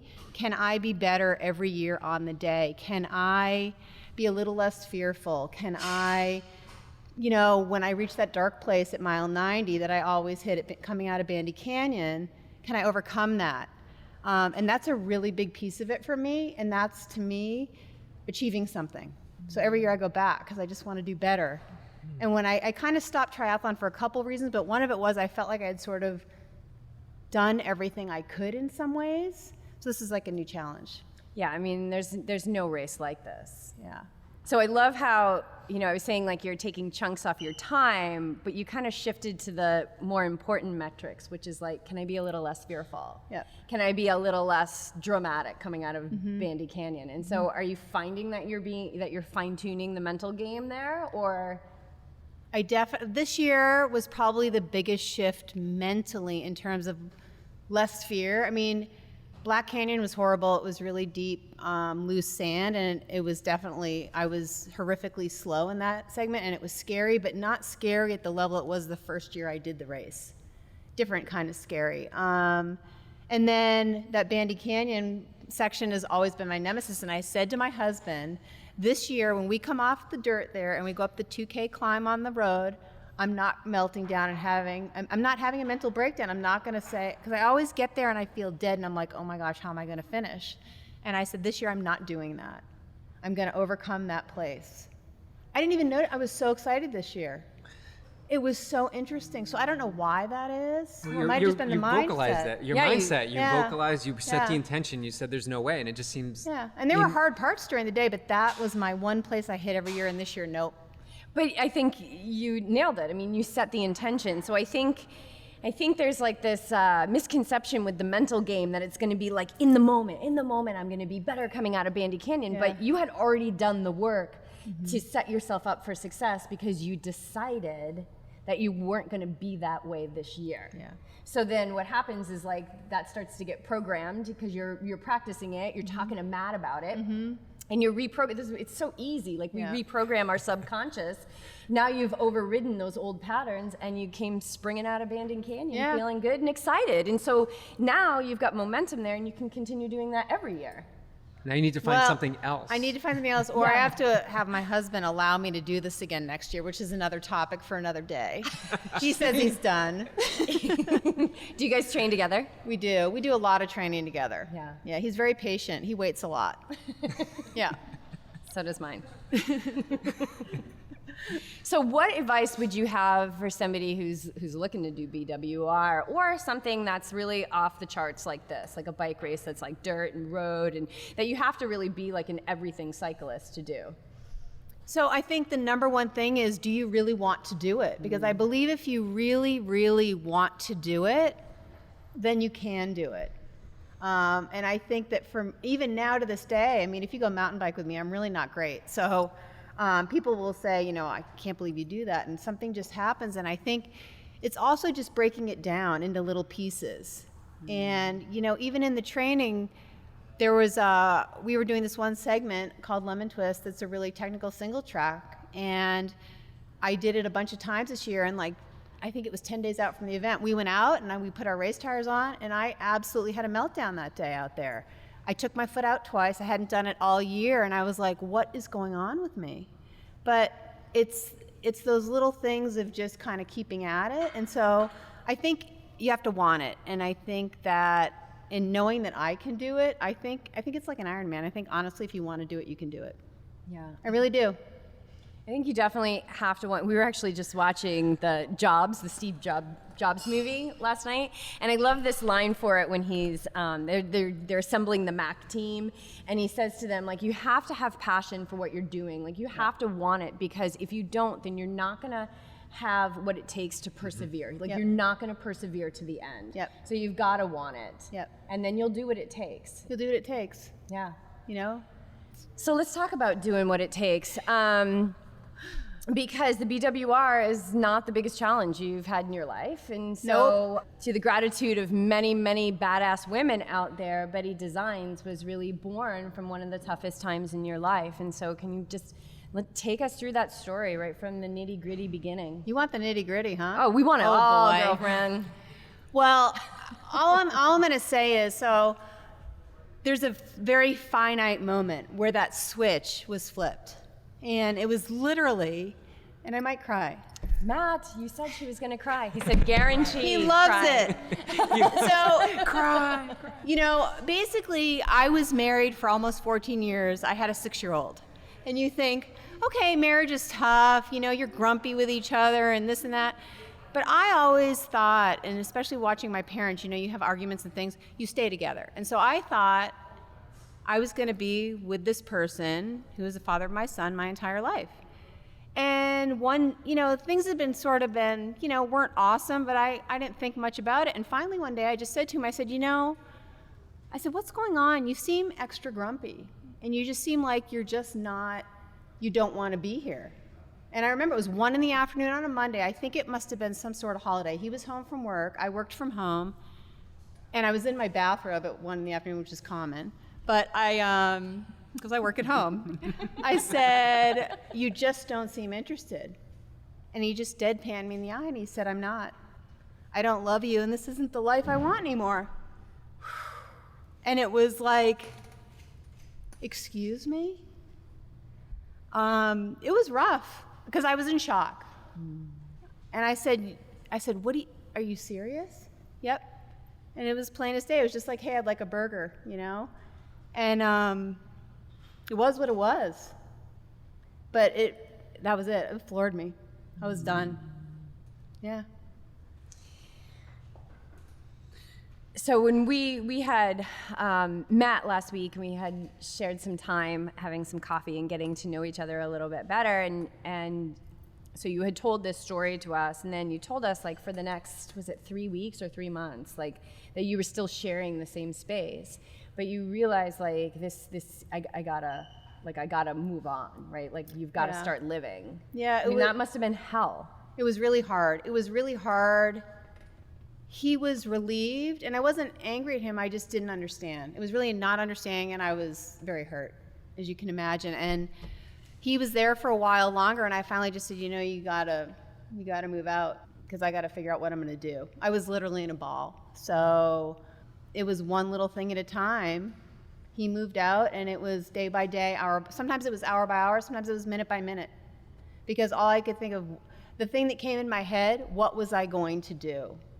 I mean, yes, I was raised to be an independent female, but I never thought I'd be faced with that. And I wasn't helpless, but I felt helpless. So how do I even get out of bed the next day? How do I get up without having this person there that's been there for that long? I didn't know what that looked like. But how do I, in all this hurt, stay strong for my son? Because that was really the most important thing, because I have to do this for him. Not only for me, but for him. Because we're going to go on. That was the big one. So you were a graphic designer at the time. Yep. And you had been doing some custom stuff. But now you had a mortgage to pay. Yep. I mean, everything was now 100% you. Yep. And nobody else was going to do it but you. So when does Betty start to come into fruition? Like, when does she start to rise up? So it really happened about 6 months later. A friend of mine that rode bikes, ironically, introduced me to a guy that rode bikes. And he's in the room tonight. And we met on a group date, if you will. It wasn't really a date, as both of us will attest to. It was pretty comical. But we met, and he's, it's Matt, he's here in the room, and he's the most intelligent man I've ever met in my entire life. And he sat there. He thought I was absolutely batshit crazy because I was crying. I had a kid. I had an ex-husband. I had an ex-little boyfriend in between. He was like, "Oh my God!" And this is supposed to be like a date? It was kind of a date, group date. We went out again for a sandwich, and it was like, I don't know. We were talking. He was a very smart businessman, and we weren't dating at the time. He became a very good friend, and he said, well, what are you going to do? Because I was lamenting about what am I going to do for work? Because I turned down a couple of corporate jobs. I didn't want to leave the house with my son at home. It was very important for me that I drove him to school. I picked him up. I was there if he needed me in the middle of the day. Whatever it was baseball practice. I was not missing it. I refused. So he said, well, you seem pretty talented. Why don't you start your own company? Why don't you start your own clothing line? And I just start crying. As usual, because that's what I did in those days. I'm crying. And the words that came out of my mouth were, I can't compete with Nike. I have no money and I can't compete with Nike. You went right to the biggest. I went right to the brand. Yeah. And he just looks at me and he's laughing. What are you talking about, crazy person? I'm like, yeah. I mean, it seemed like the most silly suggestion to me because, like you said, I didn't look at it from like, oh, what could I do to possibly do this? It was, how do I get to success, right? And the biggest success I can think of was Nike. They're the biggest sports brand in the world, and I've always admired them. So how do I get to that? That's ridiculous. But the fact that that's planted in your brain, that Right. you know that is the top, shows that it's already inside you. So maybe Nike isn't the best competitor for what you're doing, but it shows that you have the big goals. Yeah, so you have that inside of you to create something of your own that can be at the top of its level, whatever that environment is. So you already saw that Nike. Yeah, it didn't register with anything right. to me. It had nothing to do with me. It was like so foreign. It was like, what are you talking about? I'm this little designer that sits in my bathrobe in my house. They don't do that at Nike. They don't do that at Nike. So then what was the next step? Like how did it go from that to actually starting to happen? So what really happened was he obviously planted the seed that day, and he said, well, you don't do that. He goes, so do you know how to get a jersey made? I said, well, of course I know how to get a jersey made. I said, I do custom work all the time, and I've made my own stuff for my own racing. And he said, okay. And I said, but I don't have any money. I said, I'm not getting investors. It was immediately like, I was in this place where I didn't want any debt. I owed my dad some money. He was helping float me on my mortgage. I had taken in a couple tenants because I was in a pretty big house that I shouldn't have been in. And so I'm not taking on any more debt. And he said, well, what do you have? What can you afford? I said, I don't probably afford 20 jerseys. He goes, well, do you know anyone who can do that for you? And I said, I think so. I'm going to go knock on the door at Squadra up in Vista. And I'm going to see, I've worked with them before, and maybe, they'll do this for me. But I really want my own zipper pulls and tags. I was very specific about that. So I went up there, and I'd worked with them, and I just said, hey, you know what, you guys? I want to make 30 jerseys. So that's how it started. And they said, yes, they would do it for me if I paid for the zipper pulls and the tags that were going to cost me some extra. So Matt says to me, he says, well, I'll lend you some money. Oh, no. Okay, first of all, we're not dating. I'm not owing you anything, smart man. This guy wants to give me some super money. geek. Like, I don't even know who you are. You don't like kids. Like, no. I'm not taking any money from you. So he says, he's a veterinarian radiologist. So he says, well, listen, I write books sometimes, so I have a book project I want to work on. I want to work on a dog breed book. This is a true story. So I say, he goes, I know you come from like magazine layouts. I go, I love laying out multi-page things. Like, that's the best thing ever. He goes, well, can I hire you to lay out this book? And I go, of course. And he goes, well, it's this pretty big book. It's going to be like 100 pages. How much would you charge me? So I came up with my estimate. I said $5,000. And he goes, so now I know this. I guess he gulped because he was like, that was more than I was bargaining for. And he goes, He's like, that's more than I was going to let her borrow. yeah. No, it was more like, this is a flippin' expensive book, right? Like, I thought she was going to charge me like $1,000. So he says, now I really got it. He's thinking to himself, I know the story now. So he pays me up front, and I said, I felt really uncomfortable about it. And again, we still aren't dating. We're just friends. Feel really uncomfortable, but I said, all right, I take the money. And he sends me like a payment schedule, because if any of you know Matt, he's very like, right brain oriented. So he makes me a spreadsheet of payments methodically that he thinks I can manage. Yes, you should be laughing, Noelle, over time. And I panic when I see the payment plan, because I'm like, he thought it'd take me like 6 months to do this book. Well, I knocked the friggin' book out in 2 weeks. I'm like, here you go. And he's like, what? I'm like, you gave me $5,000. I've been freaking out about it. I owe you the work. So the book got done. Fastest book in history? I don't know. Whatever. I paid Matt back with book layout. That's awesome. So we have a little self-published dog breed book. Is it available on Amazon? It was. We need to get it back up there. Yeah. It's actually a pretty funny book. But anyway, that was the seed money. So that allowed me to buy some additional jerseys and shorts and a couple things. So that's really how it started. And I put up a WordPress website, and I had line art. We didn't even have photography. And it was really methodically one thing at a time, one challenge right in front of me at the time, because that was all I could handle. That was where my life was in that moment. But it actually makes for a great building a business. I know that now. It didn't make sense in the moment, but I know that now. That's the best way to start a business, I think. Because you were methodical and you were just focused on what it was in front of you. Yeah. So you were making sure like you weren't, because you were like, I might not get to the next step. Right, correct. And I had to be smart about where I was in that moment, in my life, in my personal life, and in starting this business. Do you feel like there was a part of you, like I know, you didn't want to borrow money, you didn't want to get investors. Do you feel like there was a part of you that was like fearful to rely on somebody again? Absolutely. Because that's all I did was I made an assumption that who you marry was there forever. And I knew people got divorced, but I didn't want to have to rely on anyone. And it's funny because I've gone through periods, I remember being very stubborn as a child. So it's definitely in there with me where I've gone through that. And I felt like I had really let my guard down and become vulnerable. And that I was not going to do that again. It was me. I needed to do this for me and my son Gavin, and that was it. So how'd you sell the jerseys? What was the plan? The plan was literally, I'm going to make 30 jerseys, and if I sell them, I'll make more. But it was around Ironman in Hawaii time in October, and I used to go there almost every year. I raced in '98, but I went back every year after that. In some capacity, I would sell my soul to people like Zoot, and I'd say, hey, you guys, if you give me a floor space and fly me there, I'll stand in your booth for a week because I loved it there. And so that's what I did. So I couldn't miss it, but I couldn't afford to go. So I actually don't remember how I got there, but I had a backpack of jerseys on me. And I got to Kona, and I knew a lot of people just from being there year after year, and the triathlon community, as we all know, is very small. And I put a jersey on and I walked through town, which in Kona you can walk around in a Speedo, so it doesn't really matter what you're wearing. You look like a tri-geek no matter what. So I had my cycling jersey on with my big logo, and it was like, I'm going to walk around in it and I'm going to see if anyone talks to me about it. Because I didn't tell anyone I was doing it. And I remember it was the first couple hours I was in town. I walked by this little strip of shops, and this woman came running out of her shop. Excuse me. And she grabbed me and she's like, what are you wearing? What is that?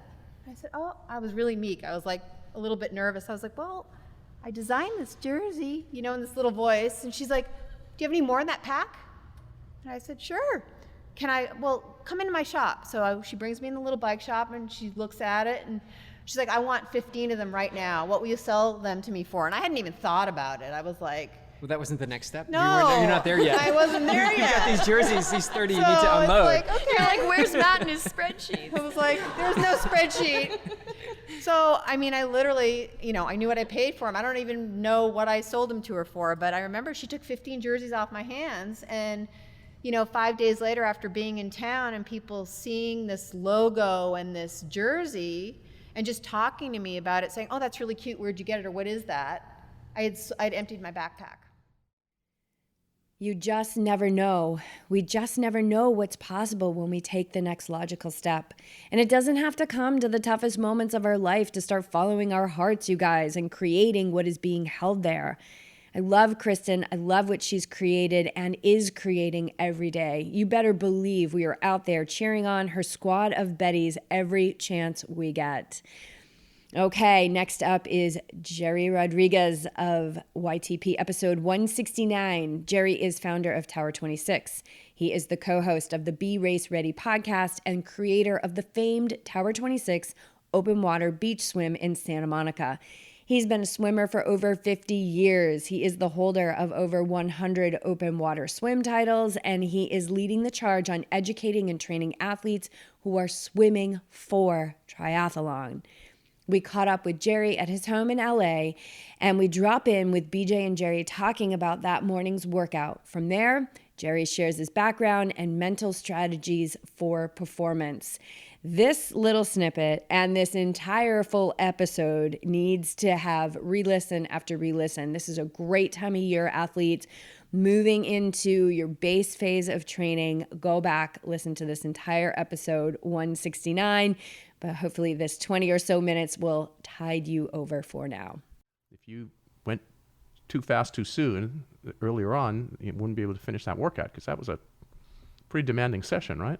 Yeah, and you didn't reveal the full session to us at the start. That's what I was going to ask. Yeah, you kind of kept us we know. I know as part of your program. Like I know that the tasty stuff comes at the end. Like you need a warm up. Like you need to really get warmed up. Right. So to have that I guess it's like your own your confidence, right? Your check the ego, right? This is just that's just asked us to have 3 easy loops. Am I really going easy today? Am I easy today? Well, I'm trying to get them to be engaged with the prescription that's being handed out, as opposed to getting carried away into their own personal need, perhaps. I'm the coach, right? Mm-hmm. I'm the one that knows, at the risk of sounding a little arrogant here, probably more than all of those people added together. So go with the program and you'll make improvements. Do your own thing, and then you kind of blow the purpose of the session.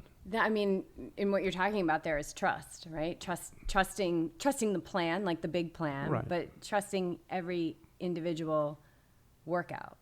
Correct. And that it all has a purpose. And especially when we're talking about swimming, as we've already discussed, that it's, a very small amount of time that somebody has, that each workout is very purposeful. And so execute it as described and you will receive the benefit. But we get in the way. Right. I think so. That's how it should be. But at the same time, the athlete has to have trust in the coach. So I have to earn that trust, and I recognize that takes time. But once that trust is earned, then, stay in the program. There's a level of collaboration also, obviously, with athletes. But you have to earn that collaboration. If you don't have a background, the collaboration is 100 to 0 because the coach knows and you don't.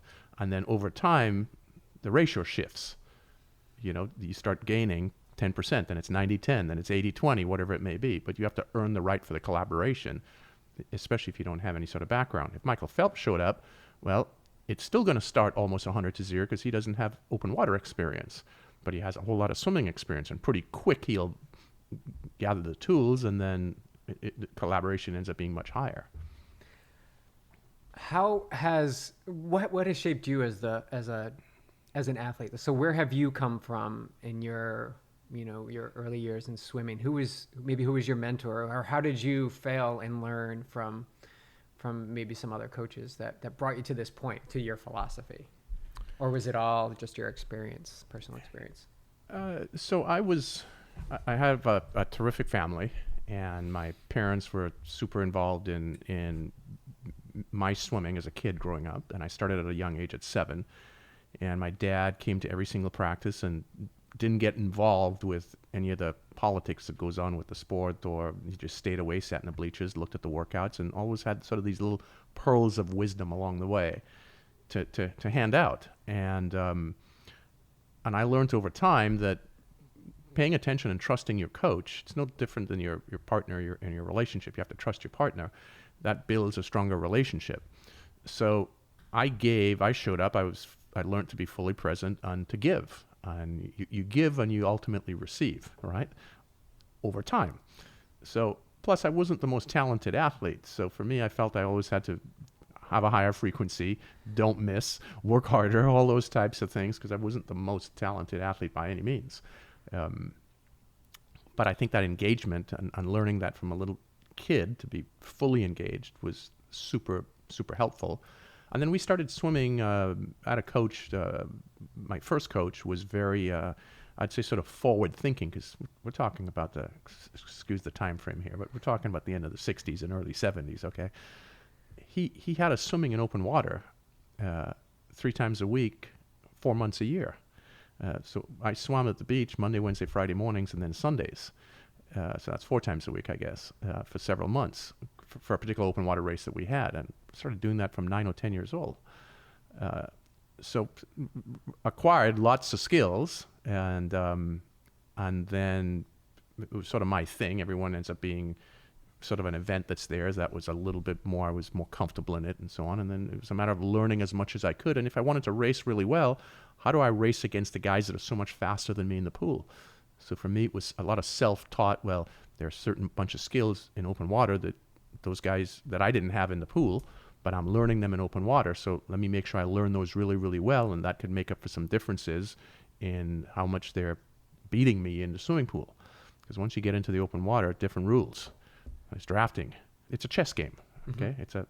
How good could you play chess? So for me, it was, okay, let me identify the skills that are needed.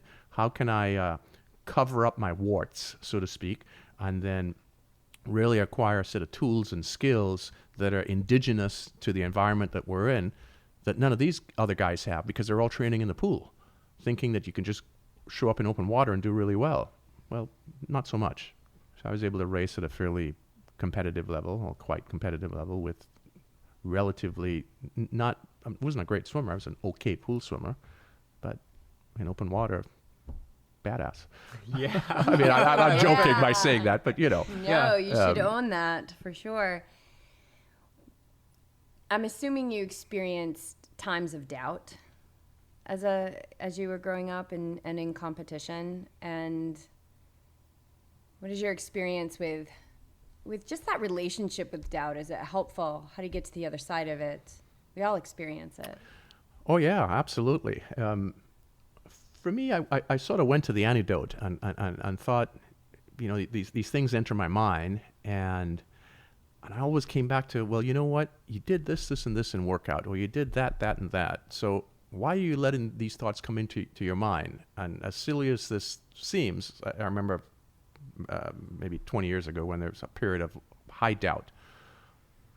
This is crazy. I've never really talked about this, but I would recite my resume to myself. You know, I go, you know what? You grew up in a third world country. You got a chance to come to America. Not many people have that opportunity. You got yourself through school. Your family, they did the best they could to help you get here. You're here now. And look what you've done. You've made it through the system. You had no friends or family in the United States. You started at 16 years old. How many 16-year-olds do that? And it's not necessarily a big deal, but those are the hurdles that many people might think, you know, oh, wow. Well, that was my normal. But that also takes some, you know, you've got to have some kahunas to do that too. Mm-hmm. So I'd just go, okay, hey, you left Trinidad, that third world place at 16. You came here, you did it on your own. You did this, you did that, you kept going. So I'd recite, and what you're really doing is putting the positive things into your container, right? Into the checkup from the neck up, right? You're putting the positive things in and trying to outflow those negative doubts that you talked about that entered, which are normal. So my teaching tool now for that is, I call it the 3-second rule. When the good wolf and the bad wolf story, when they, you know, we make a decision. When you have negative thoughts, the negative thoughts are the bad wolf on your shoulder, and the positive thoughts are the good wolf on the other shoulder.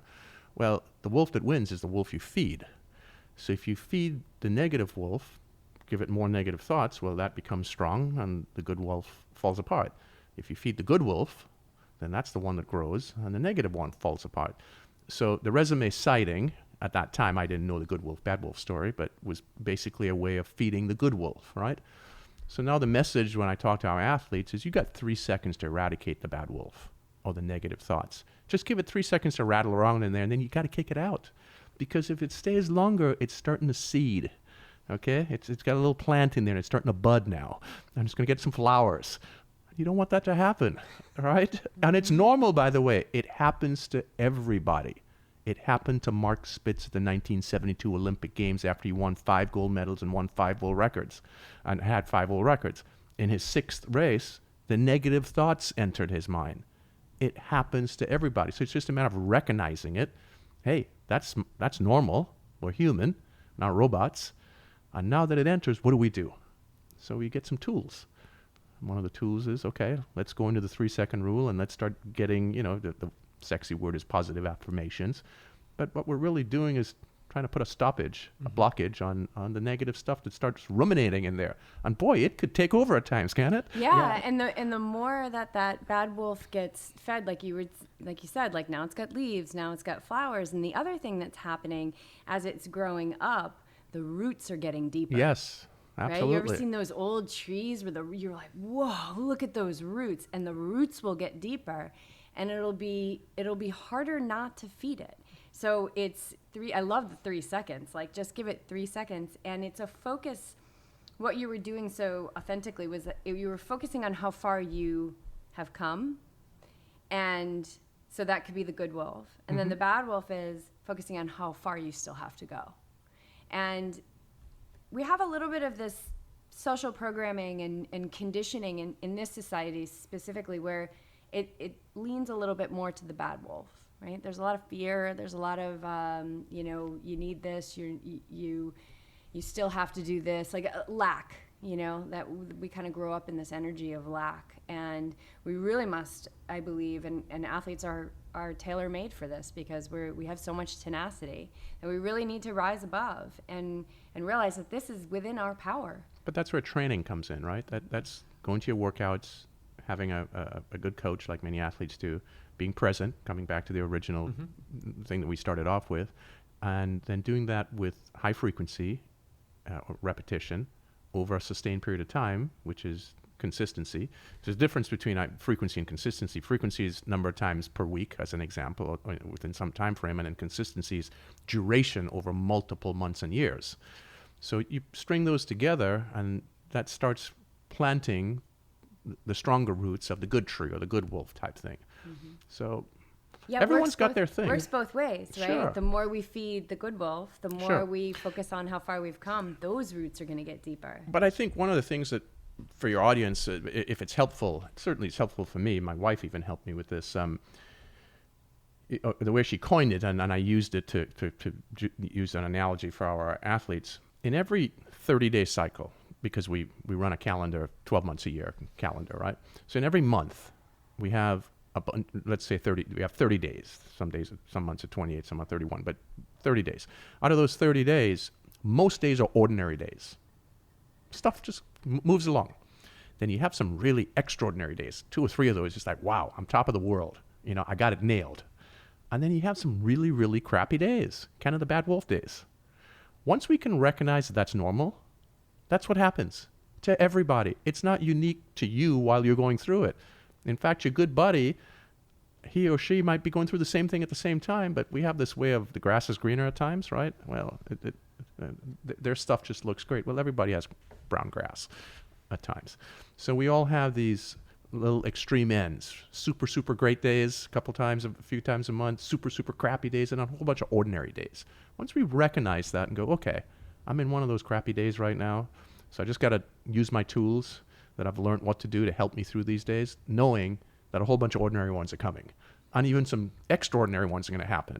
And we just keep a time frame. All right, here's how it works. I think a lot of people give up way too soon for that consistency over the long period. So they have these ordinary days, they have the bad ones, they have the good ones, but things aren't happening quick enough according to their timeline. Perhaps, yeah. I mean, that's some of that maybe societal or environmental, how they were brought up and so on. But it's once you have mentors or good coaches or good parents, I mean, I think you can help good bosses perhaps at work that can help you through those types of things and recognize that it's normal stuff. We're humans. It's normal stuff. It's the way that this flow of life works. And one of the things I used to say a lot when we first started this podcast, like I was saying, I used to record intros and everything, and was that one of the messages that we want to send to the world is that you're not alone. Like, you're not alone. Like, the doubt that you experience is the doubt that I've experienced, is the doubt that you've experienced. Everybody, right? sure. That, professional triathletes that we've had on the show, that everybody experiences this, and it's just accepting that it's normal. It's not that big of a deal. And then choose what you're going to feed. And little message here and from my dad, when I'd go do these open water workouts when I was a kid, 10 years old, 11, 12 years old, and most of the coach had just started with some younger kids. We were the young ones, right? In fact, you had to be 16 to swim the race. And because our coach brought in this young group of us involved, they had lowered the age to 12 to be able to participate in that race. But we were training with the 16-year-olds, okay, this group of kids of 10, 11, 12 years old. And my dad always said, when you're tired and you're fatigued, and that's when the negative thoughts are going to enter your mind, he said, just remember, the guy next to you is just as tired. Otherwise, he wouldn't be next to you, he'd be ahead of you. And every time I'd go through that thing of, man, I'm hurting, and I look across, because it's easier to think that guy is feeling good. But if they were feeling good, they wouldn't be next to me. They'd be ahead of me. So I would turn the thinking around, but somebody had to teach me that. That was my dad, right? So you then take that little nugget and you advance it into your athletics and into your life and so forth and so on. But somebody needs to teach you those things. Yeah. Yeah. So. You just dropped that little wisdom That's very bomb wise. to the Yeah, universe. I love it. I love it. Thank you for sharing that. Because that translates to everything too, like especially Sure. on the run, like when you're just slogging along at the end of the run and you're like, oh my God, they look at the number on the calf and they're like, well, this guy's my age group and he's trucking along, but isn't he going the same pace as you? And you can't feel what that person's feeling. I remember I used to think that at Ironman, I would be like, my body would be in a big world of hurt. And I would look at other bodies and they just looked like they were moving, but I had to remind myself that most likely they were feeling a very similar level of sensation as to what I was feeling. And it's like, we just have to remember those things. We are more similar than we are different. Point well taken in everything. So, All right, let's talk about breathing. We've seen people holding their breath, coming to us saying that somebody told them only to breathe every 10 strokes, and don't only breathe to one side, breathe to both sides. So what's your philosophy on breathing for triathletes? So, important distinction for triathletes, because the information which becomes misinformation that permeates the sport of triathlon has come generally from swim coaches. And in competitive swimming, if you're going to swim the 50-meter freestyle at the Olympic Games, as an example, it's one length of the pool, okay? So the guys would line up on the far end and they swim one length, max output, 21 seconds. Women, 24 seconds. The guys will breathe 0 to 1 times, and the women will breathe 1 to 2 times. And it makes sense, because the duration of the event is 20 seconds, approximately. So if we then took that application that you don't need to breathe often and we brought it into our arena where our athletes are doing a minimum 10, 12-minute swim for a super sprint all the way up to 2 hours for an Ironman, well, that application is nonsensical in this environment. So we have to decide when we hear things, and many times the athlete doesn't have a filter to know, so you're just listening to the coach.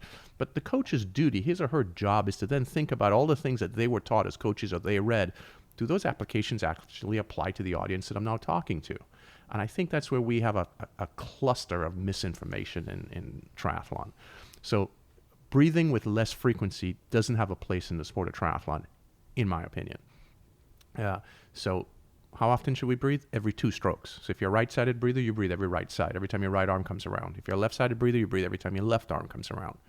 Now the question becomes, okay, should I breathe on both sides?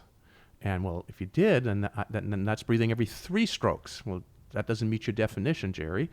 Well, but we still could breathe on both sides. We would just breathe a bunch of times to the right side, 4, 5, 6, 7 times, and then we'll switch over and breathe 4, 5, or 6, or 7 times to the left side. So we still get that balance, which is basically what the coach or athlete's looking for. And it's just another skill. It's another tool to be able to access and breathe on your, let's say, your non-comfort side initially. But we still want to oxygenate ourselves. I mean, at the end of the day, oxygen is your number 1 source of fuel. It doesn't matter how many Cliff bars, power bars, gel packs, Coke you eat, you drink at the end of your race. It doesn't matter. It's all secondary to oxygen. So, and we're not doing a 20-second race. So oxygen is your main source of fuel. So utilize it. And don't hold your breath either. You don't hold your breath when you ride your bike. And you don't hold your breath while you run. What makes you think you should hold it while you're swimming? Because some coach says it makes you more buoyant. Is the perhaps advantage, perhaps, and there's no studies to show that there is, of holding your breath outweigh the disadvantage of a carbon dioxide buildup that creates a problem physiologically? Well, no, it's not. So we have to look at these applications in the sport of competitive swimming and decide which apply to this particular indigenous sport, this particular segment of swimming. This is one segment, triathlon swimming. Mm-hmm. You have global swimming, elite competitive swimming, master swimming, lap swimming, and this is triathlon swimming. So certain things apply here. And by the way, some of the things that apply here don't apply to competitive swimming in the swimming pool. So you wouldn't breathe every 2 strokes for the 50-meter freestyle. That wouldn't be sensible. Just as you wouldn't hold your breath doing a half Ironman Olympic distance or an Ironman swim. I feel that two things. One, when they get to that 4 strokes or 3 strokes or 5 strokes, whatever they're doing, they're comfortable. In my experience, I've seen that they're comfortable. They're comfortably swimming. They're in a nice rhythm. Sure. When you begin to add the breathing every 2 strokes, it automatically increases the amount of times you're lifting your head. Now you're creating some other stuff going on with your swim stroke. And so in my experience with working with athletes, it raises their heart rate a little bit, and it gives them a little bit of anxious energy and anxiety. So what it does, the athlete that breathes less frequently than every 2 strokes, in your example, every 4th strokes, they're used to taking a big breath and then holding it for a few seconds before they take a big breath again. So when you're holding your breath, if we held our breath while running or riding, we cannot go it forces us to reduce our output levels. We can't sustain a high performance level if you're holding your breath because oxygen is your main source of fuel, right? So you're forced to reduce effort to sustain this less frequent oxygen uptake. When we then ask the athlete to increase their oxygen uptake, they're not familiar with doing it. So we start with lack of familiarity, which takes adaptation. So there's a period of time that we have to build in for comfort and have them recognize it's not going to feel comfortably initially. And given that you're in water, and the thing about being in water, obviously, there's the anxiety builds up sooner because we can die. I mean, we get right down to it. If you get tired running, guess what? Walk. Get tired riding your bike, coast or get off your bike and walk. Get tired swimming, blah, blah, blah, blah, blah, down to the bottom of the pool. So that fear sets in. So we have higher anxiety levels just based on the nature of the activity.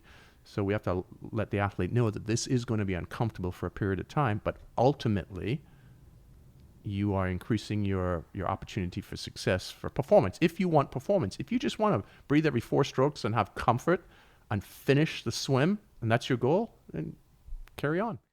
I would say a daily checkup from the neck up should be going on all of our resolution lists for 2020 and beyond. It really is that simple, you guys. Be on high alert for the wolf that you are feeding.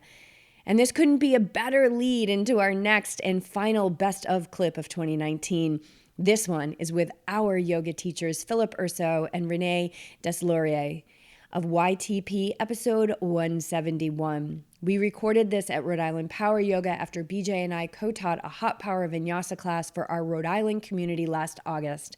We do that every summer, so stay tuned and perhaps join us next summer. Philip and Renee are co-owners of Live, Love, Teach Yoga Teacher Training School and Rhode Island Power Yoga. They are co-creators of the yoga-based stress reduction educational program, and their goal is to identify a more evidence-based approach to yoga classes. One of the hot topics and core principles of LLT is silence and space, meaning the classes are taught without music.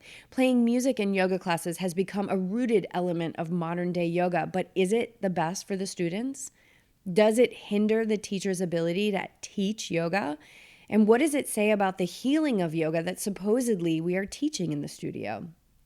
BJ and I are both LLT trained, and it's been a wild ride since arriving in California. After 3 years, we are now seeing a response in local community build around the cornerstones that allow us to teach yoga. And those students are experiencing shifts in their lives. It's brave work and powerful teaching. Philip is in his 4th semester of graduate level classes at Harvard University, where his work is focusing on the medical and psychological studies on anxiety, yoga, and mindfulness. We dive into this clip with my experience when I walked into Philip's class for the first time and seeing no mirrors and hearing no music. The content of this podcast is not just for people who practice the physical poses of yoga, it's for everyone. So if you skipped over this episode, go back and have a full listen. Until then, enjoy this segment with 2 curious and courageous teachers. Talk more about this anxiety epidemic that's really holding a lot of people hostage in their life. But when I first walked into No Music, No Mirrors to Philip's class at Newport Power Yoga back in the day, I thought I had just walked into hell. What am I going to do? What am I going to do? It's always in red. What am I going to do?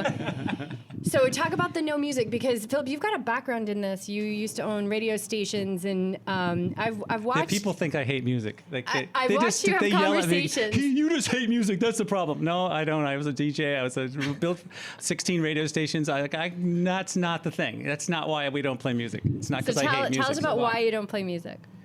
If you look at the culture that we're in right now, it's over-entertained. We've mentioned that, right? Entertainment is the problem. People don't know what to do when they don't have entertainment. They don't know what to do. You could say entertainment could be characterized as the drug. So why in the world would a yoga teacher give them the drug? Why would they play music in the studio when the music is their problem? And the studio's job is to help them learn to cope without entertainment. How can they? That's what we were talking about earlier about silence. Like, our job is to get them so that they can be comfortable without anything external. If we can do that, we've succeeded. If we can't do that, we've just become more of the problem. We've made the problem bigger. And the studios that are playing music, they don't like to hear what I say. We put up a post in Elephant Journal. We were on our way to Bali, remember? And we landed in Holland, and we got like 265 comments. What the hell? That was like in 2 hours. We posted it and got on the plane. It was 5 hours. We're on the plane. And we were like, what the hell just happened? People were personally attacking us. But it was just hilarious. It was just so sensitive. But I remember when I started, I used music, and I had justifications in my head that are at the ready. Like okay, if somebody asks me why I'm playing music, I'm going to say these are my reasons. But I knew in my heart it really wasn't.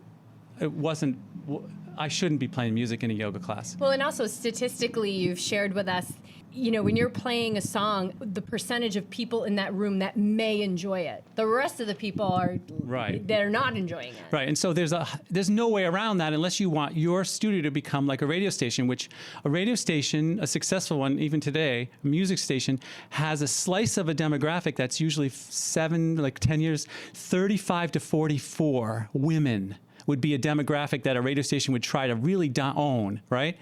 And so it only plays songs that demo likes, but only half of that demo because the men have a whole different set of songs. So every demo, and you can go through, 12 to 18, 18 to 24, 25 to 34, 35 to 44, all the way up. Every one of those slices has a male and female pop playlist. So think about that division. Think about separation. As soon as you play one song, unless everybody's that same in that little tiny age group, you're not really able to welcome everybody. You can't with the songs.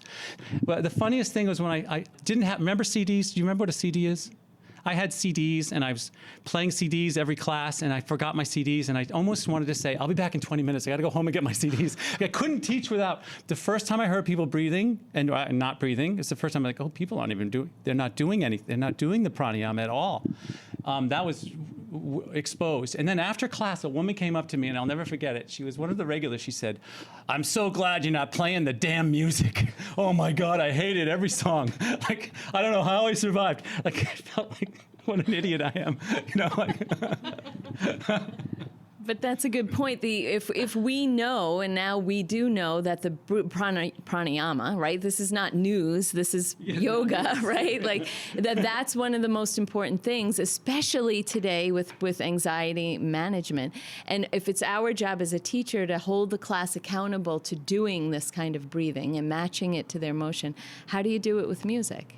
Like, really, how do you can't hear their breath. They can't hear their breath. They can't hear each other's breath if the music is blaring. So that's another thing, too. Like, we have teachers in our training often who really defend the music and why they play the music. And their reasonings sound really good, but they can't. We constantly challenge them. But what does it have to do with yoga? Tell us how playing the music is teaching yoga. How? And the closest answer for me that anybody's ever come to is it does work in the same way breath awareness works, whereas you're moving your attention away from your stressful thoughts onto something else. So yes, well, when I'm listening to the music, I'm not listening to my stressful thoughts in the same way that breath awareness works. Okay, good. All right. That true. However, the music is outside of you. It's something that you must seek, but your breath isn't. That's a whole other thing. Music is is working to the part of your mind that's demanding to be entertained. It's feeding the part of your mind that's addicted to entertainment. So that's really that. In addition, that's really Right, it's the heroin. It's giving them the relief. It's not teaching them to be a whole person without any kind of without anything external. Right. So if you remove the music, right, they're relying on the music. You remove the music. What do they have? They don't have that tool Right. anymore. They don't have it. However, the breath is always happening, right? The breath is Yes. always there.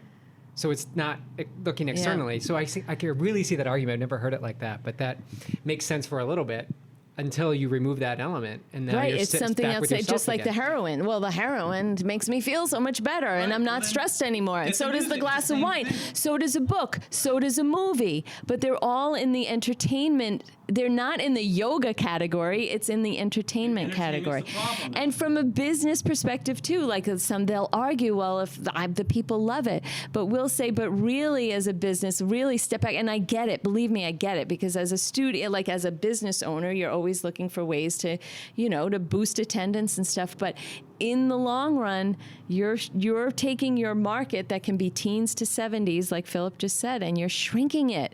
You might think that it's building the business, but you're limiting your audience. You are. So we take away the music.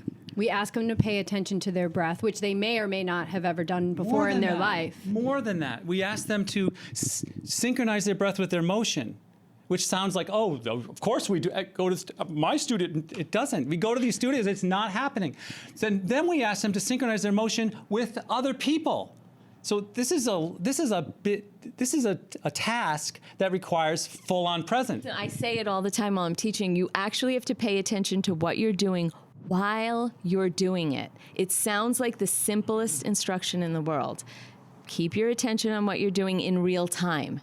It's not as easy as it sounds. And our students, just by showing up to class, just by syncing their breath to motion, by breathing and moving with everybody else, they're doing it for longer and longer periods of time. We keep expanding the amount of time, like we call it rollicking, where we keep them going. Yeah, we try not to talk at all, unless just anything that's needed, like giving them instructions to keep going. But we try to step out of it and keep them in this state of pure presence for as long as we can. My experience with meditation and teaching meditation and working with mindfulness is that the way I sum it up is when we get still, when we remove the entertainment, we get to see what's brewing under the surface. And a lot of that is anxiety. So let's jump into that. I know you've been studying it a lot, and just go for it. What do you want to share? The definition of anxiety is fear of fear. That's funny. It's fear of fear. It's fear. You're afraid of fear. Like and then you feel a little, and you get more. Like it builds from that. The levels of anxiety in this country, in the United States, particularly very heightened among the people born after 1995. It's called iGen. It's not so much the millennials. People try to blame the millennials with this, but it's not. They're not having the same problem. The levels have skyrocketed. It's the first, as I said before, the first generation that's grown up with an iPhone in their hand the whole time. So there's a lot. We could talk about the causes, but I think what we want to do is talk about how yoga affects anxiety, or really mindfulness has really super duper studies on this, and yoga and mindfulness have so much in common that a lot of the studies that are these biomarker studies on anxiety and depression that are so well put together that are on mindfulness have total application to much of what we do in a yoga class if we're doing what we just described. Not if we're playing music, it won't work. But if you get them into silence, you get them breathing together, you get them moving, you get the pranayama, you get them into a state of mindfulness, they're going to get the benefits of lower anxiety. I think I talked about earlier this study. It's so telling where they put people under an MRI live. They were alive in there, and they said, now think negative thoughts about yourself, and the parts of their brain associated with anxiety lit up as expected. And then they said, now take your awareness and focus on your breath. They called it, I love this phrase, breath-focused attention. A lot of the psychological language in these psychological studies are so great. I just love the language, but breath-focused attention. And right away the anxiety lights went off, and lights associated in the brain with well-being and calmness and confidence, all lit up. It's really worth noting it didn't take 10 years in Tibet. You don't have to go to Tibet for 10 years and get that. It happened like that. So the results are in a yoga studio or in a mindfulness experience are very, very, very powerful. They've been very well measured now. They're totally credible. So why in the world are we monkeying around entertaining them when we can actually get at the cause of the anxiety? Is to have them learn that moving their awareness away from the anxiety is the first major step. You're in charge of your awareness. Did you know that? You can move your awareness to whatever you want. We suggest move it to your breath when you don't like the way you feel. We say in our classes, anytime you don't like the way you feel, move your awareness to your breath. Notice your breath. It doesn't have to be more complicated than that. It works that fast, and all of a sudden you're in a different body. Everything's different. The world looks different from that place. We could talk a little bit more about anxiety. I mean, the anxiety and suicide rates are, I don't know if you want how much detail. On our website, you can see stuff like this. Well, I think it's because it's so epidemic right now. I mean, we're all working with people who are dealing experiencing this. This So one I think shows it's good to 61.8% have their main concern about health is anxiety. I mean, that's pretty heavy. And then just going to show you these slides quickly. They may not make it into the podcast, but this is attended counseling mental health over from 11 to 18% increase. These people are the 18% increase there. This one is purposefully injured yourself without suicide intent, cutting, hitting, burning, pulling hair, 27% up increased. This one is a little scary. Seriously considered attempting suicide, up 50% over that 8-year period. That's a little bit this is an treacherous. 8-year period trend. This is the 8-year trend. It's not over the course of 50 years. No. This is just the last 8 years. The iPhone stuff. So this is a big one. It's made a suicide attempt 29% over those. It increased by 29% over the 8 years, from 0.8 to 10.3% of the population. And this is coming out of a college mental health clinic. Right. So we're talking about college-age kids. That's right. This is Wow. another quick one is a sudden drop in self-esteem. This was measured by monitoring the future, a study called Monitoring the Future. And this just right here, you can see the self-esteem just drops through the floor. And the author of this said, I've been studying large national studies for 25 years. I've never seen a drop this precipitous and this fast. And this happened just right. If a sudden drop in self-esteem, this is the same demographic basically. This is high school age kids. And the data is 2016, so these kids are starting to go into college now. And it's not just like when we grew up watching TV, having your Saturday Night Love Boat, you got to get up and change the channel and all of that. They're not just taking the content in, they're engaging with the content too. It's so much more than just Love Boat was on and that was it. This is you're constantly seeing where your friends are, whether you're there or not, right? Think about it. Think about your self-esteem as a teenager back in the 70s and 80s, okay? Now imagine having that, but at any given time, your picture would be taken and posted, which in your mind is to your whole world. Because in their mind, like as a teenager, their whole circle of friends is their whole world. And at any given time, there's a picture of you on social media, right? So you have that pressure. It's the pressure of what's everybody doing, fear of missing out. Screen time in general. The Snapchatting, it's constant. It's like everybody has to know what everybody's doing. It's just, we see it. I mean, we see it in our own household, and it's an interruption to they have a hard time staying focused on just one thing, sitting down to do their homework or having a meal with the family, because the phone, it's like they have to get back to the phone. We have it too. Adults have the same thing. Right. I mean, I catch myself all the time. It's intense. Well, what I was going to say, I mean, all of this is alarming. So our vision now is, can yoga studios be a viable option, right? Right. Can it be an viable option? Can it be the front line, like a front line of learning resilience to anxiety? Right. What are you finding? What are you seeing? Because you're having people come here, for the first time, and like me, when I walked in, like, whoa, no music, no mirrors, but this is hell. So what are you? Why did you stay? You stayed and you I came did back. stay. And why Oh did you come yeah, back? I came back Why did you come back? because I loved it. What did you love about it? What happened after the first class? For many athletes and competitive people, I think that kind of class is they come out of that class and this is for me too, the first time in my life I felt no stress in my body. I never knew what that felt like. And I was like, what the hell just happened to me? All the stress is gone in my body. I don't know how it happened or what they did, but I have to go back. I don't want to feel that stress in my body anymore.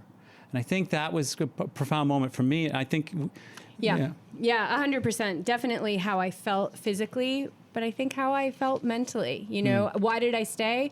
Can't really remember, but knowing me back then, it was probably like, I'm not going to give up. I'm gonna stay in this hell, and I'm gonna see what it's about. and you know, like, you don't give up. You don't walk in somewhere and then walk out. You fulfill what you said you were gonna do. So it was probably a little bit of enduring. I'm sure I was enduring, and then eventually just softened into the practice, which you know gave me all the tools to really transform my life in a very positive way. But yeah, what are you seeing? Can this be a frontline defense to anxiety? well, And how are you teaching it? Philip's really delved into it, but it started with, like I said earlier, we opened the studio and we wanted it, you know, like, let's see if this really works, if all of the ideas and all of the way that we're telling others to teach, is this working? And what we started to hear from our students was things like you're saying, you have to know this practice has changed my life. And they're not saying, they are also, but I lost 10 pounds, because that will happen too. That's not what I'm talking about. I'm talking about things like a student saying to us, I want you to know this, but my wife was just diagnosed with breast cancer, and it was what I learned in my yoga practice here that has helped me help her through this. I see myself catastrophizing. I see it. I'm able to actually witness my fearful thoughts and manage them breath by breath, instant by instant. And that's what we want. We're going, this is what we want to do. This is do we know for sure how this is happening? Because we want more of that. And that's what's fueled our passion to keep digging deeper into this. the inquiry that started a few years back, how does yoga work, is now being answered by science. So we're studying science. Yoga-based stress reduction is basically what you will learn. What we want to do is explain the science behind yoga as the best examples of it that we know now. So we look out at the studio. A lot of studios could have teachers make claims like Renee just made, I'm sure. But we're saying, how do we maximize the likelihood of that happening? How do we throw out all the crap out of the class that doesn't add to that and maybe even subtracts from that, and make the class pure mindfulness-based stress reduction, or we'll call it yoga-based stress reduction. So we've identified, this is just like a draft, but some of the elements that we think are critical to making this work, to maximizing the therapeutic power or potency of the class. Part of it is verified group breathing. Why do we say verified? Why would we have to say verified? Because in a lot of classes, the teacher's calling inhale, exhale, but if you really look closely, people are breathing any which way. Or not at all. Or not at all. And so that's the first thing. Verified is this synchronized. It happens naturally when we synchronize the breath. When we get everyone to breathe together, the teacher can hear it, they can manage it, they're number one for vinyasa. What is vinyasa? It's basically matching breath and motion. Number one thing is being lost in the culture. It's being lost in the culture of yoga, I think, in some cases. Not all, but in some cases. So I think that's the first element, that if you can maintain that, your likelihood of creating a high potency therapeutic class, very good, very good. The other is poses. And we're starting to teach the poses in new ways. First of all, we threw out, and no one even noticed, all the poses that have ridiculous risk in them. We don't do any inversions anymore. We don't call headstand anymore. Why? It has high risk and low value. What does it do? They call it the king of the asana. We say, I don't see the king of the asana in any studies, and I practically don't see any. All I see is people hurting their cervical spine or their neck. Like, why why do we want to do that? So we made some decisions. We thought they would be hard. We took them out, and nobody noticed. And wait, just to be clear, there's down dogs and stuff like that. They're inverting, but they're not putting any pressure on there. We're not doing anything that's going to compromise the cervical spine. So, but then another aspect of poses that we're really excited about is this studies, and I've got a whole bunch. I've got like 6 studies on it, and I've also this great studies on posture. And we call it powerful pose, and it's basically mountain pose. But now that I understand how mountain pose works, what it really does, I'm really excited. I want to teach it everywhere. I want to teach it in all the poses. I want to see it everywhere in the pose. I want people to have it. Basically, your posture has feedback to your levels of serotonin. Serotonin is the good drugs in your pharmacy in your body. Like it's the confidence, well-being drugs, those drugs. You have a pharmacy, you can get more of the serotonin if you act like you're confident, which is this pose, which is shoulders up and back and down and strong, chest up, that kind of thing. That pose right there. That pose tells the body everything's safe. You look confident, we're gonna give you the confidence drugs. And so you get more serotonin if you stand like that. So I'm teaching triangle. Every single pose I teach now, I'm looking for that pose. Airplane, all these poses, I'm trying to get that alignment in the pose. Of course, I was always taught that, but now I really get it. Like it makes sense. Why would I want them ever to? The opposite of that pose we call. We're all sitting up. I know, What's the opposite? We're all Everyone's sitting up tall. so damn But what's straight. this pose? Spot on right now. This pose, right? This pose is, we call this the pose of the iPhone user. So the shoulders are slooped, your spine is coming out your back, and you've got this, your neck is all cranked up. So that pose has the opposite effect. So that messages to the mind, you're acting like you're scared, like you're really afraid, like you're trying to back into a corner.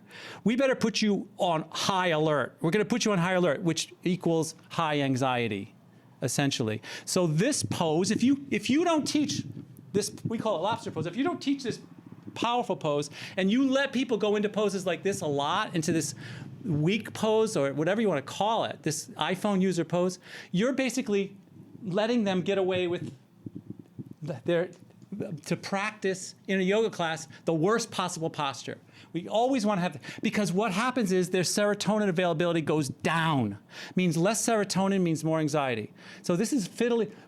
Now that I see in science that the postures can be manipulated by the serotonin is manipulated by the posture. It's like, holy shit. And that's part of why do we feel so good after a yoga class? Now it's another piece of the puzzle. And we don't want to miss right? that, ever. Anywhere in the class, I want to get them to have that posture. I don't want them ever to get this weak posture. I want them always to have. So that changes the way you teach a class and postures. And the way I teach postures is so much different now. It's so simple. I'm looking for that pose. Of course, I was taught that, but I didn't really learn it until I saw the science behind it. Another one is single-pointed awareness. Is another one that we love that now. Single-pointed awareness.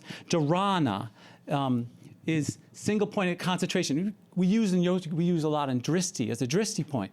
But what I really see how it works with seated meditation. So now we're doing it. So the two go together. Like if you so it basically says set all of your attention on a single point, right? Put all your attention on that single point. Boom, lock it. Make it so this is language I like. Make it so your eyeballs don't move. So now they're really locked on this. They've taken all their resources of focus and they're using them. Now all their resources of focus are all in one place. And then you say, close your eyes. And you don't have to hold it long. You can hold it for a minute, a number of breaths. And all of a sudden they close their eyes. And this is in a seat. There's really good places for this. In an active ass-kicking vinyasa class, there's great places for this. But so all of a sudden they close their eyes and they're sort of jump-started into meditation. It's not like you have to sit there and go, fiddle and scratch. Because you've already taken your facilities of concentration and you've taken control of them, and now the meditation just jump-starts. You just practice it and you'll see it works beautifully. So those two together are great. There's so much science on those. John Kabat-Zinn's mindfulness-based stress reduction. The studies are just fantastic, and there's no doubt about this stuff. Talbot Cox, Tom Voss, Magda Boulay, Kristen Mayer, Jerry Rodriguez, and Philip and Renee. What an all-star cast covering relevant topics for a high vibrational life. You see, yoga and meditating, it's not about not being an athlete or not being an entrepreneur or not being passionate or informed. We are on the road to mastery. This community is, and it's a moment-to-moment practice that is not about pushing anything away. It's about fine-tuning ourselves to be the best humans, spirits, and minds that we can be. It truly is the essence of yoga, which is to yoke, to bring together. So keep going, keep listening, get over to Patreon where wisdom is being dropped every week on the YTP Mini, and continue to live right now. Just right now. There is nothing more than this moment. To be present is to make yourself available to greatness. Go easy, show up, and let nothing stand in your way.